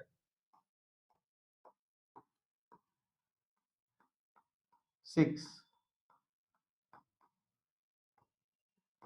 એવું સમજી લેજો કે આ સરખું અંતર છે. કીધું ને, પંચાયતોના ક્લસ્ટર્સ, પંચાયતો, નાના નાના ગામડા હોય તેની 5 પંચાયતો છે, તો એના લેવલ ઉપર તમને વેધર ફોરકાસ્ટિંગ કરીને આપશે. અને અગાઉની જે સિસ્ટમ કહું છું ને, GFS 1534, યસ, આ સિસ્ટમ જે છે એમાં 12 કિલોમીટરનું રિઝોલ્યુશન હતું, હોરિઝોન્ટલ રિઝોલ્યુશન. ભારતની આ સિસ્ટમ છે એનું 6 કિલોમીટરનું હોરિઝોન્ટલ રિઝોલ્યુશન છે. યસ, અર્કા અને અરુણિકા, જો મેં કીધું નામ ભૂલાઈ ગયું હતું મારાથી. ભારતની જે પબ્લિક સેક્ટરની સુપર કમ્પ્યુટિંગ સિસ્ટમ છે Arka, Indian institute of tropical meteorology ખાતે, અને yes, Arunika, national centre for medium range weather forecasting, Noida ખાતે છે. યસ, એનો આ ઉપયોગ થયો છે અને સેવાઓ એક્સપોર્ટ પણ કરશે. સફાઈ અપનાવો, બીમારી ભગાવો. Ministry of housing and urban affairs દ્વારા આયોજિત એક કેમ્પેઇન હતું. અને યસ, આનો ઉદ્દેશ્ય શું હતો? પ્રી મોન્સૂનને લગતી કામગીરી કરવાનો હતો કે ભાઈ ચોમાસું બેસે ઈ પહેલા જ યસ, જુલાઈ, ઉત્તર ભારતમાં બધે પાછળ ચોમાસું થાય, આપણે ખબર જ છે. તો કે યસ, ચોમાસું બેસે ઈ પહેલા શહેરી વિસ્તારોમાં જે કોઈ પણ ડ્રેન, નાળાઓ આવેલા છે, બરાબર, જે કંઈ પણ બીજી સફાઈઓ કરવાની છે એને પહેલેથી જ કરી દેવી કે જેથી ચોમાસામાં પછી ગટરો ઉભરાવાના એ બધા પ્રશ્નો થાય નહીં. અને આવો પ્રશ્ન ન થાય તો આગળ જતા રોગચાળો બી નહીં ફેલાય. ચોમાસામાં સ્વચ્છતા જાળવો એટલે જ આપણે જોઈએ છે ને, ચોમાસું આવે એટલે તરત જ કોર્પોરેશન વાળા, પંચાયત વાળા લોકો છે એ આવીને તરત DDT નો બધો છંટકાવ કરી જાય. શું કામ? એને આગળ જતા રોગચાળો ન ફેલાય, કાઇન્ડ ઓફ એના જેવી વસ્તુ છે. હવે કશું છે નહીં. યસ, આ ઇમ્પોર્ટન્ટ છે. Convention on wetland of international importance અથવા તો રામસાર કન્વેન્શન આપણે કહીએ છીએ. તો એની 15મી મહાસભા છે, 15th કોન્ફરન્સ ઓફ પાર્ટીઝ છે, એનું આયોજન ઝિમ્બાબ્વેમાં વિક્ટોરિયા ફોલ્સ ખાતે ઇનફેક્ટ થયેલું હતું. વિક્ટોરિયા ફોલ્સ છે એ પોતે ધોધ બી છે, પણ એક સિટીનું નામ પણ છે. હા, ભૂલતા નહીં, વિક્ટોરિયા ફોલ્સ જે છે, યસ, એ એક સિટીનું નામ પણ છે ઝિમ્બાબ્વેની. વિક્ટોરિયા ફોલ ત્યાં આવેલો છે, પણ એ સિટીનું નામ બી છે, ટાઉન બી છે. હા, તો ત્યાં રામસાર કન્વેન્શનની 15મી મહાસભા છે એનું આયોજન થયું હતું. આ 15મી મહાસભાની અંદર ભારત દ્વારા એક પ્રસ્તાવ મૂકવામાં આવ્યો હતો અને એનો સ્વીકાર કરી લેવામાં આવ્યો છે કે બેઝિકલી ભારતે કીધું કે ભાઈ વેટલેન્ડનો આપણે ઉપયોગ કરવો જોઈએ, પણ સાથે સાથે સસ્ટેનેબલ વે થી, સસ્ટેનેબલ લાઇફસ્ટાઇલ થી એનો ઉપયોગ થવો જોઈએ, તો એનો લગતો ભારતે આખો એક પ્રસ્તાવ મૂકેલો હતો અને એને જે છે એ સ્વીકારી લેવામાં આવ્યો છે. Promoting sustainable lifestyle for wiser use of, એક ઉચિત રીતે ઉપયોગ કરવાનો છે એનો વેટલેન્ડનો. આ તો બરાબર છે, પણ આ વર્ષે જ ભારતના 2 સિટીને વેટલેન્ડ સિટીઝ જાહેર કરવામાં આવ્યા છે. એક છે ઇન્દોર અને બીજું છે ઉદયપુર. 2 સિટીને વેટલેન્ડ સિટીઝ જાહેર કર્યા છે અને આ કાયમી દરજ્જો નથી પાછો. આ દરજ્જો છે એ 6 વર્ષ માટે જ રહે. 6 વર્ષ પછી ફરી પાછું એને રિન્યુઅલ કરાવવાનું થાય. આ સંમેલન મળે, એમના એક્સપર્ટ લોકો ચેક કરે કે બધા ક્રાઇટેરિયા ઉપર ફરી પાછું એ ખરું ઉતરે છે કે નથી ઉતરતું. જો ખરું ઉતરતું હોય તો ફરી પાછું 6 વર્ષ માટે આ ટાઇટલ રિન્યુ કરી દેવામાં આવે. કાયમી નથી, એ ભૂલતા નહીં. જોઈ લેજો. રિવાઇઝડ શક્તિ પોલિસી, પેલા શક્તિ પોલિસી હતી એને રિવાઇઝ કરી દેવામાં આવી, માટે રિવાઇઝ શક્તિ પોલિસી. હવે શક્તિ પોલિસી આવે ને તો ક્યાંય ડિફેન્સ સાથે લેવા દેવા નથી. બેઝિકલી આ કોલસા મંત્રાલય હેઠળની પહેલ છે અને એનો એક જ પર્પસ છે, ભારતમાં પાવર સેક્ટર છે, વીજળીનું ઉત્પાદન કરતું ક્ષેત્ર છે, એમાં કોલસાની જે ફાળવણી થાય છે એને પારદર્શી રીતે કરવી. કારણ કે કોલસામાં કૌભાંડો ત્યાં જ થઈ શકે, ક્લિયર છે, એવો આપણો ભૂતકાળનો અનુભવ રહ્યો છે. તો માટે જ સરકાર 2017 ની અંદર શક્તિ પોલિસી લાવી હતી અને શક્તિ પોલિસી અંતર્ગત કે જે પાવર સેક્ટરને કોલસો ફાળવવામાં આવે છે તો યસ એમાં પારદર્શિતા જળવાય, એમાં ટ્રાન્સપરન્સી જળવાય, એના માટેની પોલિસી હતી. હવે એમાં વધુ સુધારો સારો કરી અને રિવાઇઝ કરી દેવામાં આવી છે. ઓકે, નેક્સ્ટ છે પીએમ એકતા મોલ, આઈએમપી, પીએમ એકતા મોલ. આ પીએમ એકતા મોલ શું છે? કઈ નહીં, ગુજરાતમાં સુરત ખાતે શરૂ કરવામાં આવેલો આખો એક મોલ છે. Ministry of commerce and industry એની હેઠળનો એક વિભાગ છે, DPIIT, department for promotion of industry and internal trade. એની હેઠળનો એક પ્રોજેક્ટ છે, one district one product initiative. Project નહીં તો આ one district one product initiative અંતર્ગત જ પીએમ એકતા મોલ સુરત ખાતે કાર્યરત કરવામાં આવ્યો છે. અને ત્યાં શું છે તો કે અલગ અલગ રાજ્યોની જે વન ડિસ્ટ્રિક્ટ વન પ્રોડક્ટ છે, અલગ અલગ રાજ્યોના હેન્ડીક્રાફ્ટ છે, અલગ અલગ રાજ્યોની જે જીઆઈ પ્રોડક્ટ છે, ક્લિયર છે, યસ, એને સિમ્પલી અહીંયા શું કરવામાં આવશે? સેલ કરવામાં આવશે. અને ભૂલતા નહીં, તાજેતરમાં આપણો જે અંબાજી માર્બલ છે, યસ, એને જીઆઈ ટેગ મળેલું છે. અને આ જીઆઈ ટેગ કોને આપવામાં આવ્યું છે એ જોજો જી. વ્હાઇટ માર્બલની વાત કરીએ છીએ ને આપણે. ઓકે, ગ્લોબલ ટાઈગર ડે છે, કોઈનો બર્થડે? સક્ષમ નિવેશક કેમ્પેઇન. કેમ્પેઇન એટલે અભિયાન, જાગૃતિ માટેનું હોય. સક્ષમ એટલે એમ્પાવર્ડ, સશક્ત. નિવેશક એટલે ઇન્વેસ્ટર, ઇન્વેસ્ટર્સના સશક્તિકરણ માટેનું કેમ્પેઇન છે. કોના દ્વારા આયોજિત કરવામાં આવ્યું હતું? તો મિનિસ્ટ્રી ઓફ કોર્પોરેટ અફેર્સ હેઠળની એક સંસ્થા છે, કાલે એના વિશે વાત કરી ચૂક્યા હતા, investors education and protection fund authority. Yes, એના દ્વારા આ અભિયાન શરૂ કરવામાં આવ્યું હતું. 100 દિવસનું અભિયાન હતું, 100 ડેઝ, 28 જુલાઈ થી 6 નવેમ્બર સુધી. અને એનો અભિયાનનો ઉદ્દેશ્ય શું હતું કે કંપનીઓ પાસે જે અનક્લેમ્ડ ડિવિડન્ડ પડ્યા છે તો યસ, એ ડિવિડન્ડ જે ખરેખર શેર ધારક છે એને સુધી પહોંચાડવા. તમે કોઈ પણ કંપનીના શેર ધારક હોય, કંપની એમાં કઈ નફો કરે અને તો નફામાં તમારી ભાગીદારી થાય, એવું નહીં કે પૂરેપૂરી, પણ એ કંપની જાહેર કરે કે ભાઈ આ વખતે કંપનીનો ચોખ્ખો નફો 1000 કરોડ રૂપિયા થયો છે તો એમાંથી 500 કરોડ રૂપિયા ડિવિડન્ડ સ્વરૂપે શેર ધારકોને આપી દેવામાં આવશે. તો માનો કે 500 કરોડ રૂપિયા આપવાના હોય અને 500 કરોડ શેર્સ હોય કંપનીના, તો એક શેર હોય તો એને 1 રૂપિયો મળે. કોઈ વ્યક્તિ પાસે લાખ શેર હોય એ કંપનીના તો એની લાખ રૂપિયા મળે ડિવિડન્ડ, એ કંપની જાહેર કરે. પણ માનો કે કોઈ વ્યક્તિ છે એને આવું કઈ ડિવિડન્ડ ક્લેમ જ ના કર્યું હોય વર્ષોથી, તો હવે એને આ કેમ્પેન અંતર્ગત સરકાર જે છે એ સહયોગ આપશે કે ભાઈ ચલો, તમારી પાસે આટલા શેર છે, સર્ટિફિકેટ છે, ઓકે, તમારા આટલું ડિવિડન્ડ આ કંપની પાસે પડ્યું છે, તમે એની પાસેથી ક્લેમ કરી શકો. એના કેવાયસી અપડેટ કરવાની વાત હોય તો એમાં બધું માર્ગદર્શન આ કેમ્પેન અંતર્ગત આપવામાં આવતું હતું. અપના ઘર. હવે આ અપના ઘર છે ને, તમને જોતા એવું લાગે કે મિનિસ્ટ્રી ઓફ હાઉસિંગ અફેર્સની હશે ઇનિશિયેટિવ, પણ ના, ministry of petroleum and natural gas, petroleum and પ્રાકૃતિક ગેસ મંત્રાલય છે, યસ, એની આ પહેલ છે. એનો ઉદ્દેશ્ય શું છે ખબર? બહુ આપણ રિસ્પોન્સિવ ગવર્નન્સનું ઉદાહરણ કહી શકાય, સંવેદનશીલ ગવર્નન્સનું, શાસનનું ઉદાહરણ કહી શકાય. આપણે જોઈએ છીએ કે ટ્રક ડ્રાઈવરો છે તમે જોજો ટ્રક ડ્રાઈવરોની જિંદગી ખરેખર બહુ આમ કહેવાય ને દયા આવે એ રીતની હોય. ઘરથી દૂર રહેવાનું, એક તો આરામ કરવાની વાત હોય તો રાત્રે ટ્રક ઉભો રાખી અને કોઈ જગ્યાએ ઉભું રહી જવાનું, સારી હોટલ ઢાબુ હોય ત્યાં જમી લે, પછી ત્યાં ટ્રકમાં હુઈ જવાનું. અને માણસને આરામ ન થાય બીજા દિવસે પછી ખ્યાલ આવ્યો, ટ્રકમાં તો એટલો આરામ નથી જ થવાનો ને. તો કહેવાનો મિનિંગ એ છે, તો આ પહેલ હવે એમના માટે છે. આ પહેલ અંતર્ગત જે જાહેર ક્ષેત્રની ઓઇલ માર્કેટિંગ કંપનીઓ છે, ઇન્ડિયન ઓઇલ છે, ભારત પેટ્રોલિયમ છે, હિન્દુસ્તાન પેટ્રોલિયમ છે, તો આ જાહેર ક્ષેત્રની ઓઇલ માર્કેટિંગ કંપનીઓ છે, એમના હાઈવે ઉપર અલગ અલગ રિટેલ આઉટલેટ હશે, પેટ્રોલ પંપ હશે, તો ત્યાં આખી ફેસિલિટી અપના ઘર જે છે એ ઊભી કરાવવામાં આવશે.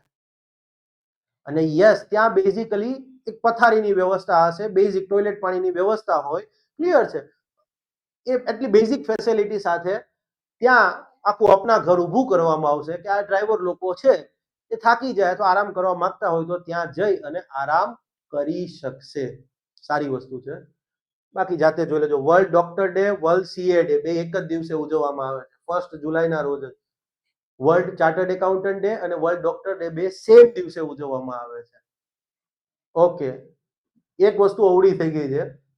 એકચ્યુઅલી આ વર્લ્ડ ડોક્ટર ડે માટેનું આ છે અને વર્લ્ડ સીએ ડે માટેનું આ છે.